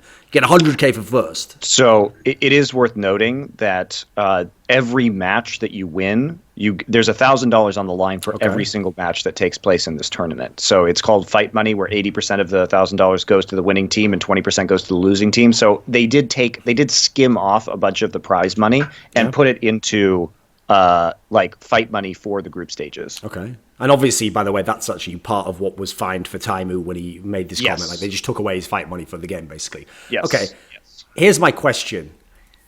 At the moment, because they come from all these diverse games, and games that famously Quake, Counter-Strike, TF2, in general, these games, I told you, like, there was a few Koreans in CS 1.6, but in CSGO, for example, there's no Koreans, basically. Like, they're non-existent in terms of relevancy. So most of these Westerners, unless they've followed StarCraft or League, they won't really know, like, all the stuff we've mentioned about Koreans.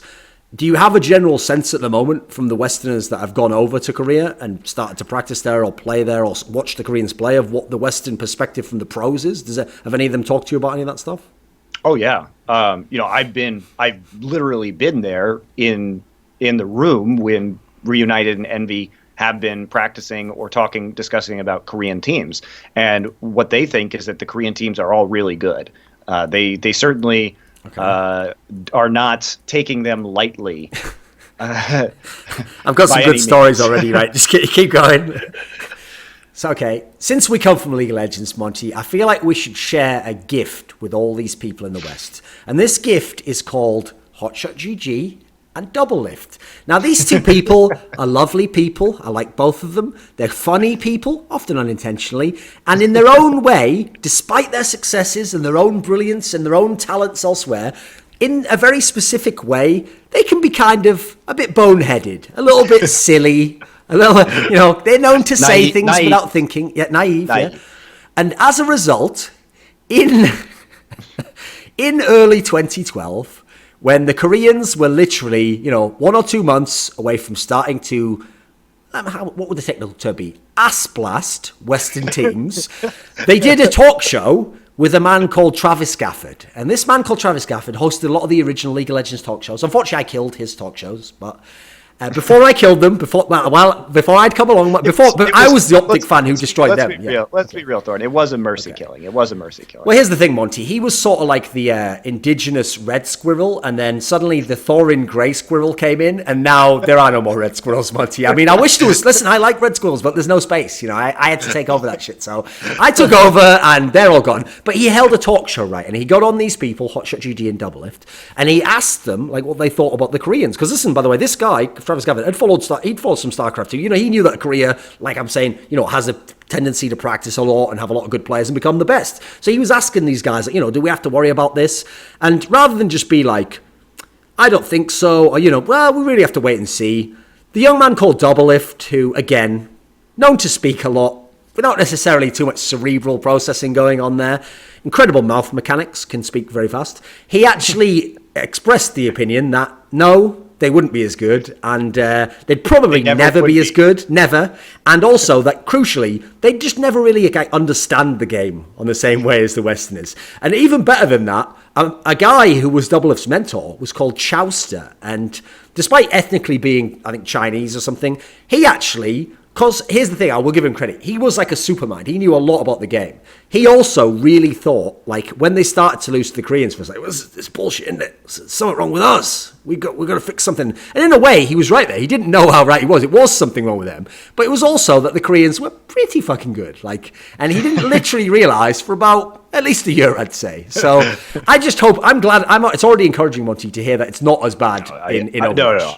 Well, here's the other thing, Duncan, that I think really helps is that, so in general, just to speak, obviously there are going to be younger Overwatch players, but in general, the Overwatch pros tend to be older than League of Legends pros, because you have to remember that when Doublelift was saying a lot of this shit, he was still like a teenager, right? Yeah. You know, he didn't have any other experience in esports.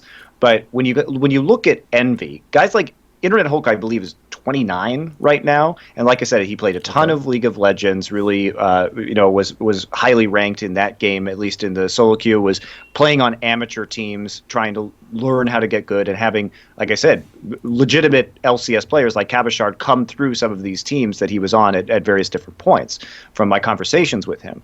So they have a very good idea. They have no illusions that Koreans are fucking good at video games, and they also understand how popular Overwatch is in Korea, and they saw what happened in League of Legends, and they know what happened in StarCraft, because a lot of these guys are old enough to have lived through those scenes and followed them actively. So it's a bit different, because the thing about League of Legends is that the players are so young, and especially in the early days of esports, they had no concept of... They didn't know Brood War, right? They didn't know these stories about Korean teams in Counter-Strike and in games that they weren't even interested in. Plus, to be fair, Monty, I will say, existed as a sidebar, they did only really know Loco Doko, and if you saw him, you would maybe think, these Koreans are kind of fuck-ups. Like, maybe they're not as sick as everyone's told me. I'll give him credit, Monty. That was a pretty mad outlier to be introduced to, right? That's true. So I do think that people just in general also have more respect at a fundamental level, because like we talk about, it was either like weird outliers, these teams or players, from Quake or Counter-Strike coming to the West and doing much better than expected, but people didn't really know how popular those games were. They didn't know that they weren't popular. And in Brood War and StarCraft, yes, they were dominated by Koreans, but so much of Brood War was sort of isolated to Korea. And at the time, in like 2011, 2012, StarCraft 2 was the biggest esport in the West, no doubt. And even though it was dominated by Koreans at that time, it hadn't been going on for very long. And maybe, I think it was not unreasonable for people to think, okay, well, they're good at StarCraft, but they're not going to be good at MOBAs. Just like it was hilarious that people said, oh yeah, they're really good at MOBAs and RTS, but they're not going to be good at FPS. I'm like, are you fucking kidding me? Like, they weren't good at MOBAs before League of Legends. It's not like there are all these Korean teams running around in Dota 1. They played their own MOBA from the Warcraft 3 engine, like Dota, the original Dota was called Chaos here in Korea. Yeah. And actually a lot of really good League of Legends players like Marin, famously Mandu from SK Telecom, the support player, was known as like the faker of Chaos, right? He was like the best player in that game ever. Yeah. So I just think that they're older. History has taught them not to be super cocky coming in about the Korean teams, and I've definitely heard nothing but respect from the players for how good the Korean teams are already.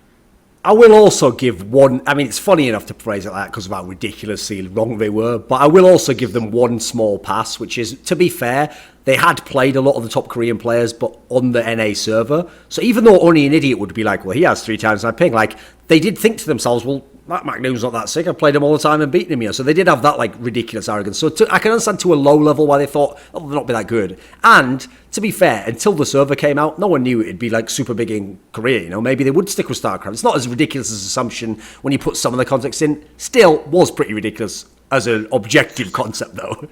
I think one of the more interesting things that some of the Reunited players said to me is that they really like Korean solo queue here, like the ranked play. They said there are far fewer trolls at the high end of competitive play in Korea. So I just wonder sort of if this is going the same direction that solo queue did in League of Legends, where because Koreans are so incredibly competitive, if you are in the top part of solo queue, you're probably not going to be trolling like you would on the North American or European server, because you can't stay at that level of play. If you're trolling, you will fall, basically. And I think this goes back to, I'd really love to know like the ranked or the competitive play, I guess what you would call it in Overwatch, competitive play statistics, and what percentage of people do it. Because I do know in League of Legends, for example, North America, only 20% of people play ranked games in League. But in Korea, 40% of people do, right? So double the percentage, approximately. And also, the Korean server has more players in the first place, so that's why the top end of Korean solo queue is so incredibly cutthroat. Now, this competitiveness brings in other problems. In League of Legends, it's like scripters, right? People who would use illegal hacks to get their rank up. So you see a lot more scripters in Korea than you do in NA and EU. And just like what the players told me, you see a lot more aimbotting at the high levels of competition in Overwatch than you do in NA and EU. So the Koreans also are starting to cheat more, but there's less trolling, and the cheating is more a reflection of tryharding, right? So it's interesting. And that obviously, by the way, is another key piece of context in terms of the fact that, like, if Koreans go crazy as a phenomenon, that they're going to go really nuts. Think about that for a second. We all know League of Legends is a huge game, right? They claim they have 100 million active accounts monthly in the world. And yet North America, the fucking continent, has less players than Korea, the country that has what? Is that like 50 million people in that country or something? That's like everyone's playing there. Remember, some of the population has to be old women and stuff. Like, who the fuck are all the people playing? Well, it's just because Korea is, as is obvious, like a very video game focused Monty, society. I'm not even joking. Of the girls I dated in Korea, every one of them either at some point in their life had played StarCraft or their brother played StarCraft, basically. Of course. I mean, they would be. Unfortunately, I obviously had all Korean names, so they were like, "I play the man with he shoot the lightning, the Protoss, yeah, Protoss, yes, Protoss. I play that." Like, all right, fucking hell, like I can't have this conversation anymore. We're not going to get anywhere here. So, they also did that classic thing that like they've done to you as well, Monty, which is like in like 2015, they asked me like how fucking boxers do. Like, how is EnVyUs doing? Been retired for about fucking like 7 years from that game, mate. He was coaching like SK Telecom and stuff for a while. Like, I hate to break it to you, like, it's like, ironically, I'm going to pull a Weldon here, it's like those people on those Japanese islands who are like, World War II's still going on, right? Like, I'll kill anyone who comes here. Like, it ended like 50 years ago, mate. It's over for a long time, so. Okay, here's a question for you, Monty. Does it bum you out a bit that there's no Misfits at OGN? Yeah, it really does, actually. But again, the invites were issued to come to Korea and commit to a 2-month tournament without making roster changes or anything like that. The invites did have to be issued pretty like a long time ago, right? Because you have to say, okay, especially since a lot of the players, again, some of them on these teams still have day jobs and stuff like that, because Overwatch literally is not even 6 months old at this point in time, right? Yep. We're not even 5 months in. It was released May 24th, and we're recording this on October 16th. So not everybody all the pros are like all in on this game yet, right? Especially because OGN is literally the first thing that they could stay somewhere for an extended period of time as a group if you weren't EnVyUs, basically.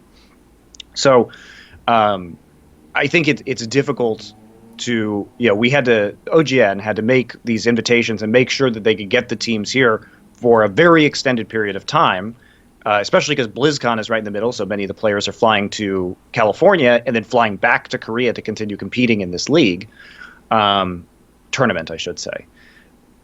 I think that's like, it's unfortunate, but remember that this started, 2 weeks after the Overwatch Open ended. So we didn't know there was super duper. And also, Misfits was not expected to do well. They didn't even get first place in their group in the group stage of the Overwatch Open, right? They were behind Rogue. They lost 2-0 to Rogue. And obviously, they didn't even make top 4 at the Atlantic Showdown. Yeah. it wasn't reasonable to assume they were going to be this good. But yeah, if I could snap my fingers and have them here 10 days or 2 weeks after the Overwatch Open ended, sure, that'd be great. Actually started 8 days. It was the end date. The finals of the Overwatch Open were on April 30th or September 30th, excuse me.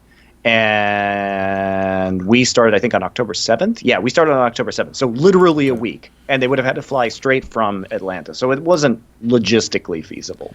So, as you already mentioned, like the original stand-ins obviously was Hayden and Rib. And then they've now officially added Hayden as a proper player. Did you hear the story that they said in the interview as to why they actually took Hayden? No, he was really good though. His on-play. This is ridiculous, mate. Like this is one of those like just fortuitous moments that you can't know will somehow be epic. Okay, so apparently, Hayden didn't have a passport, right?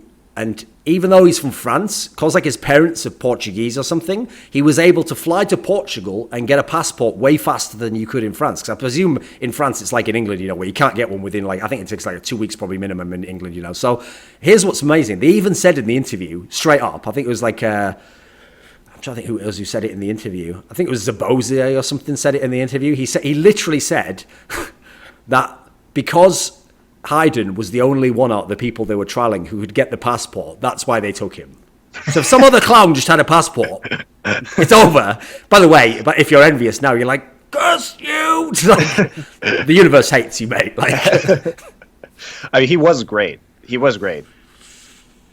Okay. Particularly in the best of 5 against Rogue. I mean, that was a really good series that they had at that particular tournament. Very enjoyable in the finals. When someone has, it was the end of that game too. When he got the sleep dart, the couple of sleep darts at the end of Hollywood was really amazing. When someone has even one player different, we actually have a concept in Counter-Strike called honeymoon period, right? And what people usually say is it's funny in Counter-Strike, they always do it from the perspective of the team, right? What they say is, you get a new player, you get to sort of enjoy whatever his new strengths are compared to the old guy. So initially you get sort of a placebo effect, you don't think about what he's lacking. You just think, he's bringing this new thing. You get like a bit of hype in the team, like, we've got to, everything's possible. Who knows what this team could do? But what's funny is what people very rarely mention is the other side, which I think is more relevant, which is that when you play against other teams, even if they played your team before, it's essentially like playing a new team to some degree, because that even one player will change your team a little bit.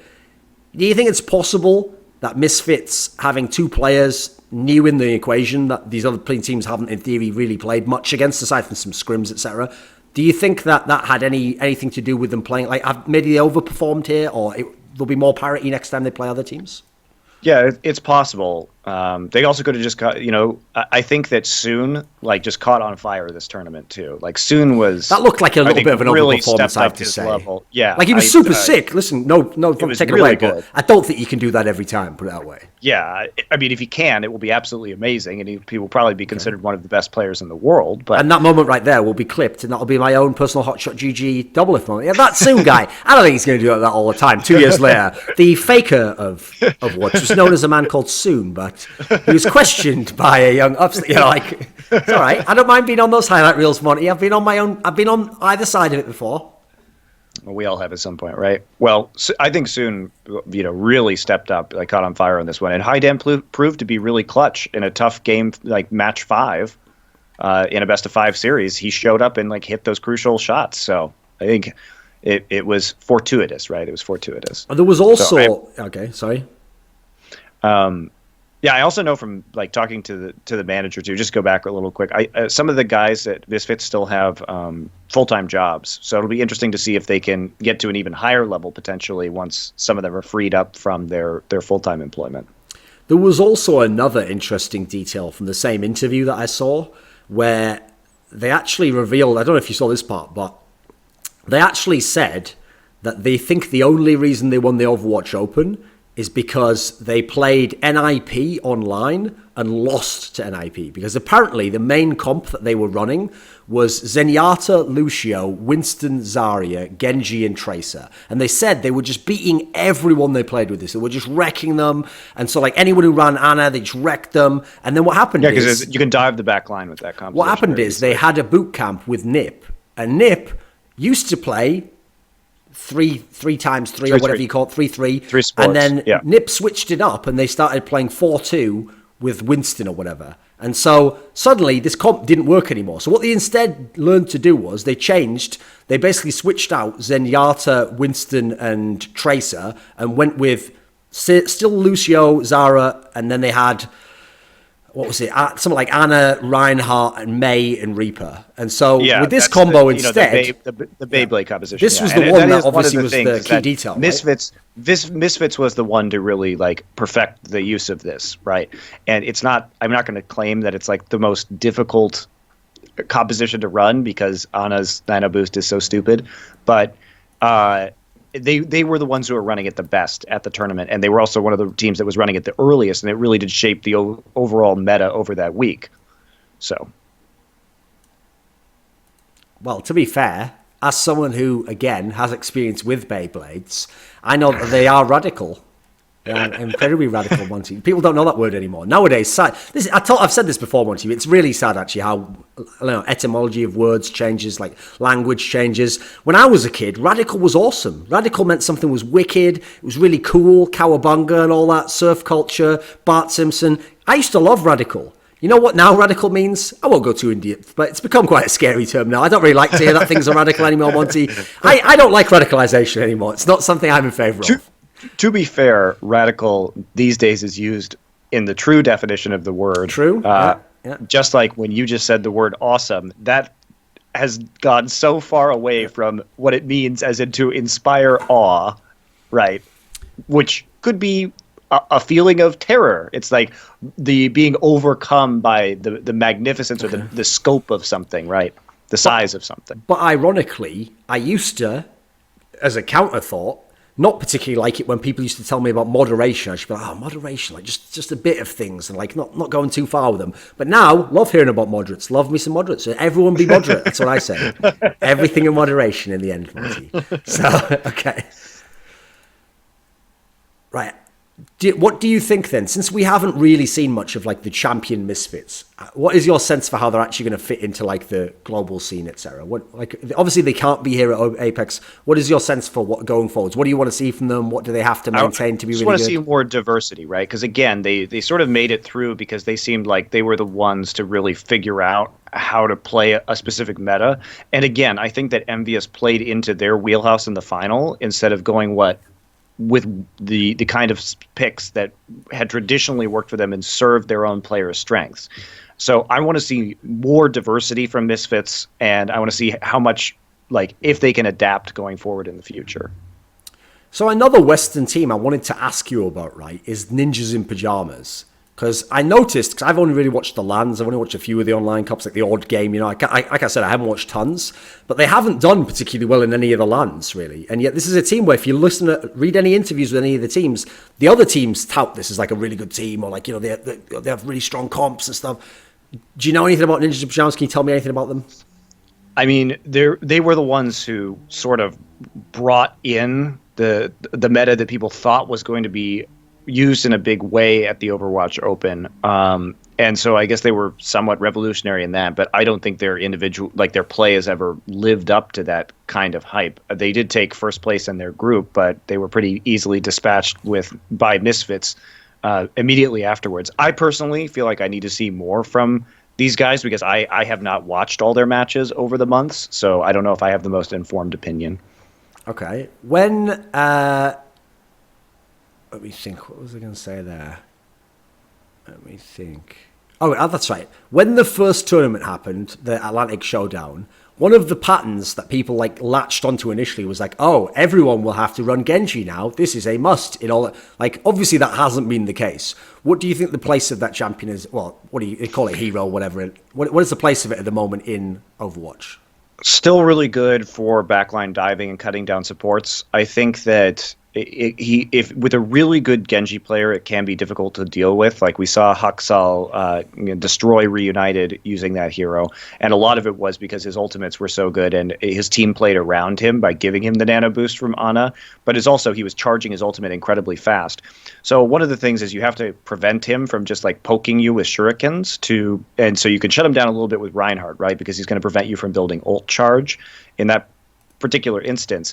But I really like the adaptation we had from Reunited, which was they assumed that Kongdu Panthera was going to come and try and Genji them because it looked like they were very weak to Genji. And what they did was they switched up to Lucio Zenyatta and dropped their Ana, which meant that they had Sound Barrier and Transcendence. So basically, they always had some sort of defensive support ultimate up in the back line in order to deal with Genji. So that proved really effective. They basically just nullified the Genji ultimates. And Zenyatta also with the Discord Orb means that you can pick him off as long as you play defensively and you have one of your DPS hanging back or a Winston hanging back because Genji's very good. You can't reflect his lightning. And if you have Winston or Zarya there, these are things that he can't reflect the damage, so he's just going to take it. And you can't dash away from the lightning either, really, because it doesn't require tracking or aiming, pretty much. So these are all tactics you can use just to make sure you deal with the Genji quickly. And I think Reunited showed how to deal with the Genji very well after bouncing back from their loss to Runaway. So Reunited's an interesting team because obviously they were in the final of that Atlantic Showdown and then they didn't have a good performance at Overwatch Open, and now they've come to Korea and they've already been upset by actually not even what was touted as the best Korean team. What do you make of where their team's at the moment? I think Reunited misread the meta coming into the Overwatch Open and were punished for it. I think they didn't adapt as quickly as other teams did to like running the nano boosted Reaper. I think coming into this one, obviously they had to make pretty big changes within the team because one of their DPS players decided that he was not going to leave from the airport with the team, so they had to get an emergency sub. So all things considered, I think their performance has been impressive. And from talking to them, they do miss Kib because he's a brilliant mechanical player. But it seems like they feel like their synergy might be a little bit better and their teamwork might be a little bit better with Onigod. It has been a bit rough with Onigod. He's not quite in sync with the rest of the team yet. His use of the Graviton Surge in his Zarya play, some of his shields have been pretty weak. That was mostly a problem game number one. It looked like he was better integrated by the time they played their second match in the group stage. So I think they're in a team in transition right now, and they're still working on their identity as they bring in this guy, switch some of their roles around within the team and how exactly they're going to play and move forward. But I mean, they're good. I had another question about the Overwatch Open, okay? So since, again, we're not going to shy away from topics, I did a video about my thoughts on HuK's, how his personality translated across the camera, to the viewers of Overwatch who maybe don't know him from StarCraft 2, or maybe only are just getting to know him from his initial lands that he's worked at. And there was obviously the infamous clip where him and ZP have this, battle, this fight, which apparently now, more details have emerged, was in some way, not necessarily scripted, but the concept was floated before they did it, which in itself is certainly interesting. What is Monty's thoughts on this? Because I've done a video about this, people can watch that if they want. What do you think about this? I pretty much just agree with your video. And I've talked directly to HuK about this, about my thoughts personally, and I literally directly told HuK that I thought it was one of the worst segments I have seen in years in esports, because banter is fine, right? There's no problem with banter, and analyst desks should have banter because it makes them more interesting. And in fact, I think that one of the big flaws of this year's Worlds desk in League of Legends is that there basically has been an extraordinarily small amount of banter, and it's made it a lot less fun than it has been in the past, in my opinion. Also just makes it less fluid. It can't just be is my turn to speak finished? Your turn, sir. Yeah. That's it's a bit more a bit stuffed shirt, I've been trying to shit out a lot of these guys I respect as my peers, but they sure, but it's a different skill set, right? Yeah, the desk at Worlds has not been good this year, and it is, and as you know, it's a different skill, like you say, to be on an analyst desk. And you are a guy who you're not a caster. You are exclusively on analyst desks, right? And in fact, when I do, like, if you were to ask me, I didn't get invited to the World Championship for League of Legends, but if they asked me if I would just do analyst desk work, I would do it, because at Worlds, I actually like being on the analyst desk better than I like casting. That's just my personal thing. I enjoy it. So I think that segment, and look, you need to get some insight here too, because you are the one who has actually worked with the E-League producers. And at Turner, obviously, they like inside the NBA. They like the, Shaq banter. But my feeling is that when they encouraged that, they didn't really. I think E-League hears banter, and because they don't know about video games or the context of the banter or what exactly they're even talking about, really, that they just assume that any argument is like entertaining and funny, right? That's kind of the vibe I got from that. And they must assume, as these players did, the analysts, that the audience gets it, that they're on the joke. That's clearly not the case, by the way. So I guess what was so appalling about that clip, and like basically if I had been on that desk, I would have gone absolutely ham in terms of like turning that around onto HuK, basically. And I would have just been absolutely brutal and vicious in the way that I dealt with that publicly, because I think that's the only way you can deal with that when you're backed into that kind of corner. But I think it started as like, let's talk about who the best Reaper player is, right? And that was the only thing that was fleshed out. They were just like, we're going to talk about the best Reaper, okay? But it turned into, and this is partially the fault of the game right now, because again, going back to the earlier conversations, it's difficult to have that conversation when we don't have any statistics, right? I can't say Buds is the best Reaper because he does more absolute damage, a higher percentage of his team's damage when he's playing Reaper. These are all his statistics that can back some of my points up, right? We just don't have that. So It's difficult to get into these conversations in the first place, because it has to be necessarily less concrete and more abstract. It has to be about, okay, he does his positioning better here. But there really wasn't any of that in this conversation. It was like, this guy's the best Reaper. No, this guy's the best Reaper. You suck. Fuck you. You can't play the game. I was like, so it's not even. So first off, the levels. There was no analysis. It was It sounded like a childish argument. It wasn't funny in any kind of way. The argument. It wasn't witty in any kind of way. It wasn't clever. Like when you burn somebody on an analyst desk, like you want to. It has to be clever, and you can't. It sounded like they were legitimately mad at each other. It's not like friendly banter where everybody knows that it's a fucking joke, right? Yeah. That's part of why people identify with analyst desks, is it's like, oh, these guys are friends, and like this is the way that like I talk to my friends, and we put each other down sometimes, and like, but it's amusing because nobody is like pissed off at the end of the day, right? Yeah. So it just lacked everything. Like there was no substance, there was no humor, there was no wit. It was just like really fucking awkward and kind of like painful to listen to. And I'm not joking when I think that's like one of the worst segments I've seen in esports in years. So I was really taken aback by that. And then I was more surprised to hear that E-League liked it, I guess, or encouraged. I don't know. I don't know. What's your experience working with the Turner producers? I mean, here's the thing.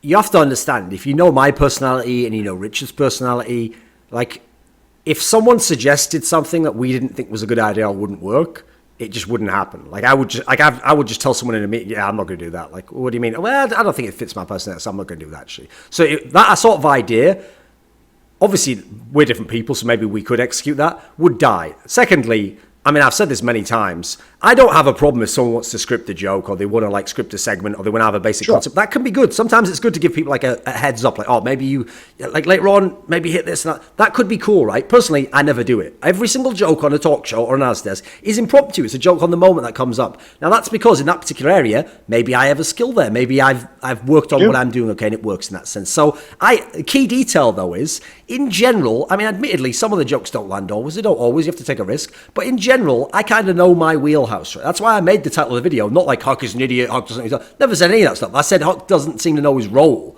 Like, for example, he thinks he's coming off as a really funny, likable guy, or if not even likable. Okay, sometimes I'm not likable. Sometimes people dislike me, but in a mad way, they like to dislike me. So even then, there's this talent to how people dislike you. You know. Yeah, you it's the heel character of pro wrestling, right? His problem is he came off like the one who was the heel, but no one even cares about it. And they're just like, could you just actually fuck off out of wrestling? Like that shouldn't be the case, by the way, because he certainly doesn't need to be that guy. He can be a much more liked guy. And by the way, he doesn't have to be the face. He could be something in between. It doesn't have to be one of the extremes, you know? Well, yeah. And to be fair to HuK, like I do know that he's been talking to a lot of people and actively soliciting constructive criticism. So it's not like he doesn't want to get better, and that's the thing, is he's new to this side of things, right? He was and it's very early in the game as well. Like, let's face it, by the way, I've done over 30 events on Analyst Desk. This was like, his second LAN in Overwatch, by the way, so fair enough. Like, I wasn't only done 30? That actually sounds low.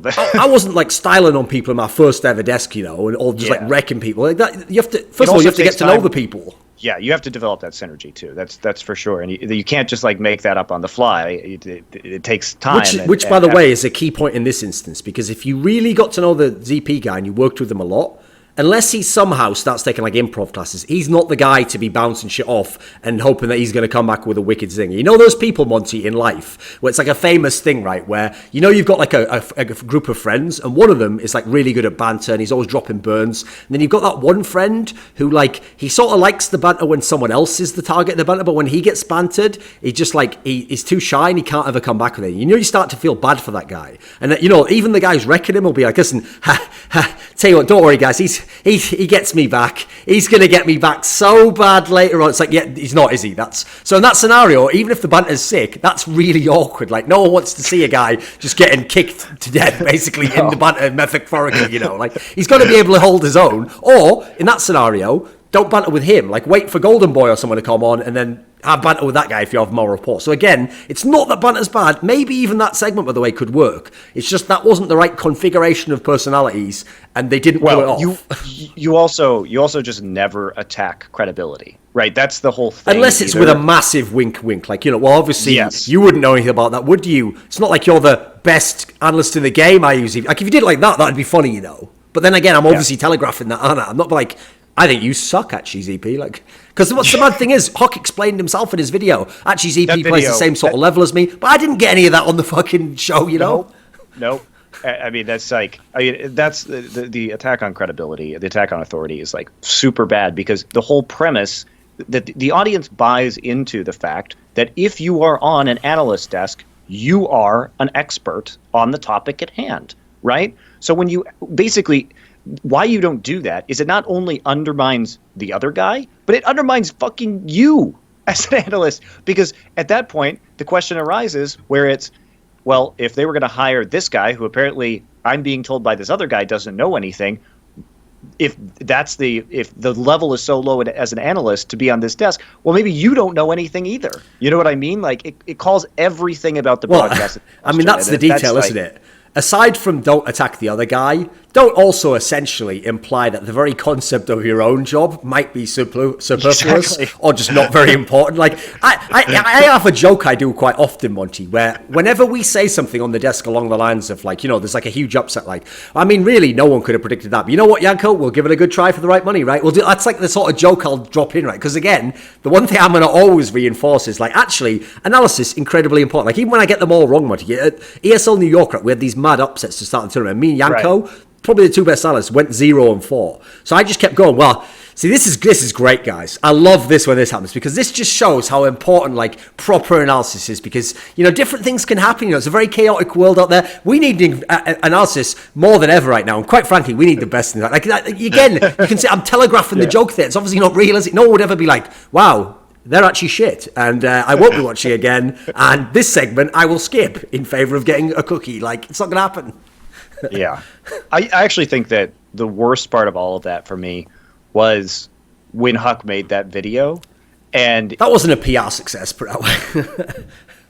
First off, well, I just don't even know what was going through his head, because, like, I literally told him I am a peer of his in the industry. And I said, this is really bad. I have been doing this for years. I've been casting for 12 years. I've been doing it professionally for the last over 4 years now. And I've done hundreds and hundreds of broadcasts during that time and worked all the way around the world doing events. And I know what flies on analyst desks, and I know how professional production works. And he tried to spin it in a way that it was some sort of, oh, most people were okay with it, and it was fine. And they asked for, he didn't fucking apologize.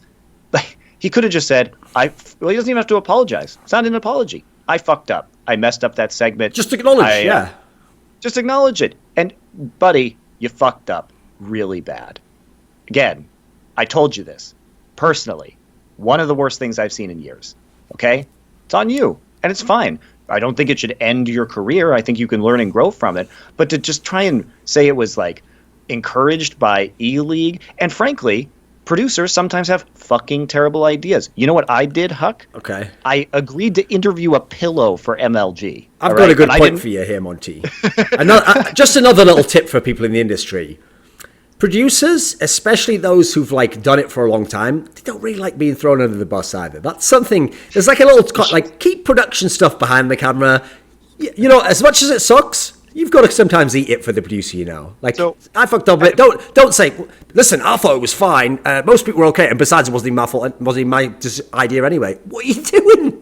What are you doing? It's also HuK, I mean, team player Ixnay on the production. Hey, like what? It's also when you know what I know, which is that I literally talked to him before this happened, and I told him it wasn't okay. You don't just get to go there and appeal to the audience and say, oh yeah, dude, only like some of the fans got angry. Most people are okay with it, because there are literally people who are experts in this field that you are trying to work in who are telling you it is fucking not okay.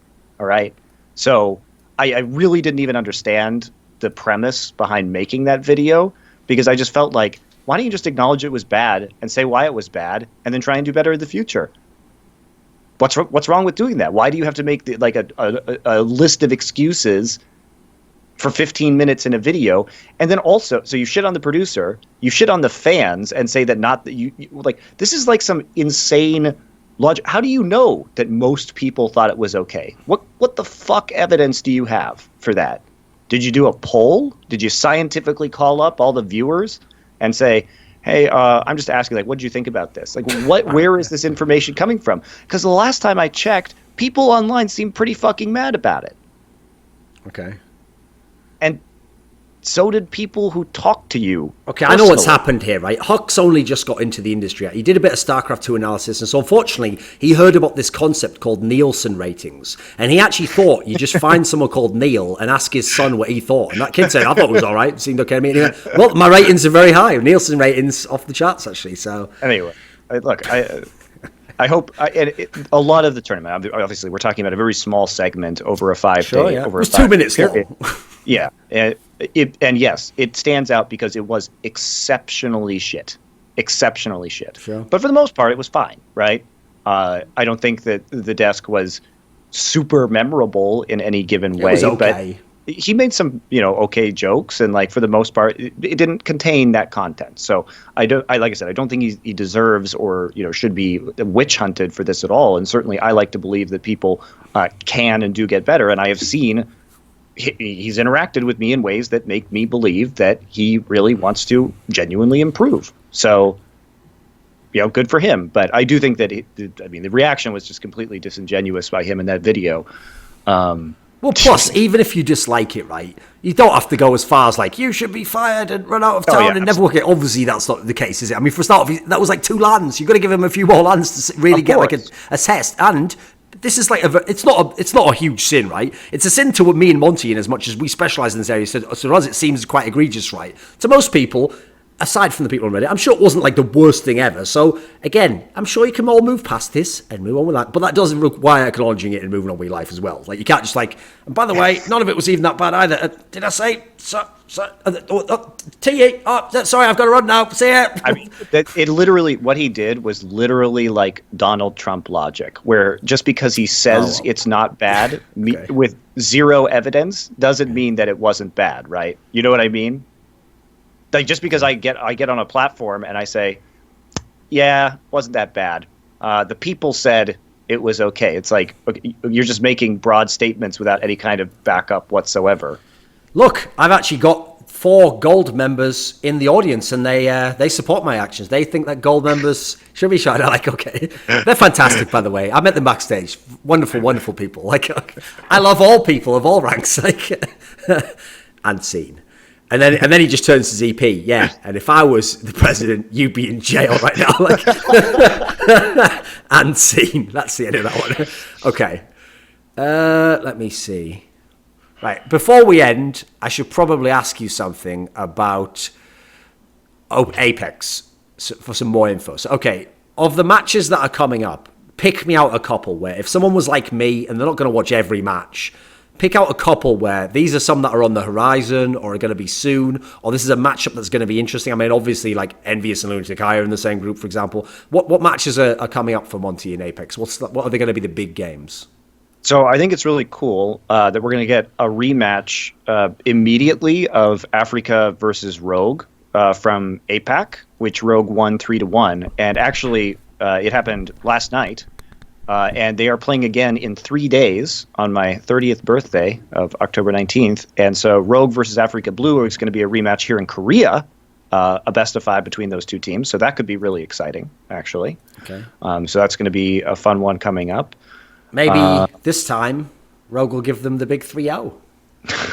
Maybe. Not particularly well executed. It's getting late, guys. Just, they can't, like I said, they can't all land. You just go for them sometimes, you know, and get left out there. Just wrecked, of course. Okay. A else? match that is going to be happening next Friday is Lunatic-Hai versus Envy, which if Lunatic-Hai does win the finals for APAC, and even if they don't, even if they do lose to Rogue, is still going to be a really exciting matchup. It's going to be probably Envy's hardest match in the group stage. So Lunatic-Hai versus Envy is going to be pretty damn fun. And obviously, if Lunatic-Hai win that sets the stage for like the playoffs will be like yes. brain meltdown type scenario, and Western fans go mental, Reddit going ape shit. Like, I'm looking forward to it personally. So. I mean, if Lunatic-Hai wins the final against Rogue and then beats Envy in a best of 5, they will be the favorites for this tournament. I mean, there's not really any doubt about that one. And by episode 2 of this show, we'll have already accelerated to the point that Monty is now comfortable and can assume his normal persona instead of having to be so sort of like, listen, there's a lot of good teams out there. I don't want to say who's good, who's bad right now. Like, I've got to give people time. He'll just literally appear in a Korean flag, just like ascended to his true form, his final form that he reveals finally. Yeah, full back tattoo of the Korean flag. And I guess if I'm going to pick one more, because these are all matches that are going to happen before BlizzCon, because obviously BlizzCon, the World Cup stuff is going to start. We're going to take a break for 2 weeks after this week for Apex for BlizzCon. So I guess the last one maybe to look at, less hype, is Luxury Watch Blue versus Runaway. Obviously, after we saw Runaway 3-0 Reunited, Luxury Watch Blue did beat Kongdu Panthera, and they did it with some really, I think, creative strategies. So seeing HuK, if you guys missed his Genji game, I mean, absolutely amazing mechanical Genji player, will be fun. So LW Blue versus Runaway would be I expect Runaway to beat them pretty easily, but could be interesting. And but the other ones are really good. The Africa Blue Rogue rematch and the Lunatic-Hai Envy game, both of which it's Wednesday and then Friday this week, should be really good. In the Korean scene, is there a consensus yet on who like the big name is, who's the star player, who is all the hype being piled on? HuK is definitely up there. Again, that Genji guy, people really like him. There's not really a big consensus yet. People like Arhan on Africa Blue, a DPS player over there. He is very good. Eska from Lunatic-Hai, considered top tier. Miro, the Zarya player for Lunatic-Hai, considered top tier. Yeah, these are some of the guys that are starting to, I think, get a decent amount of hype. Okay, right. Another thing is we don't do outros.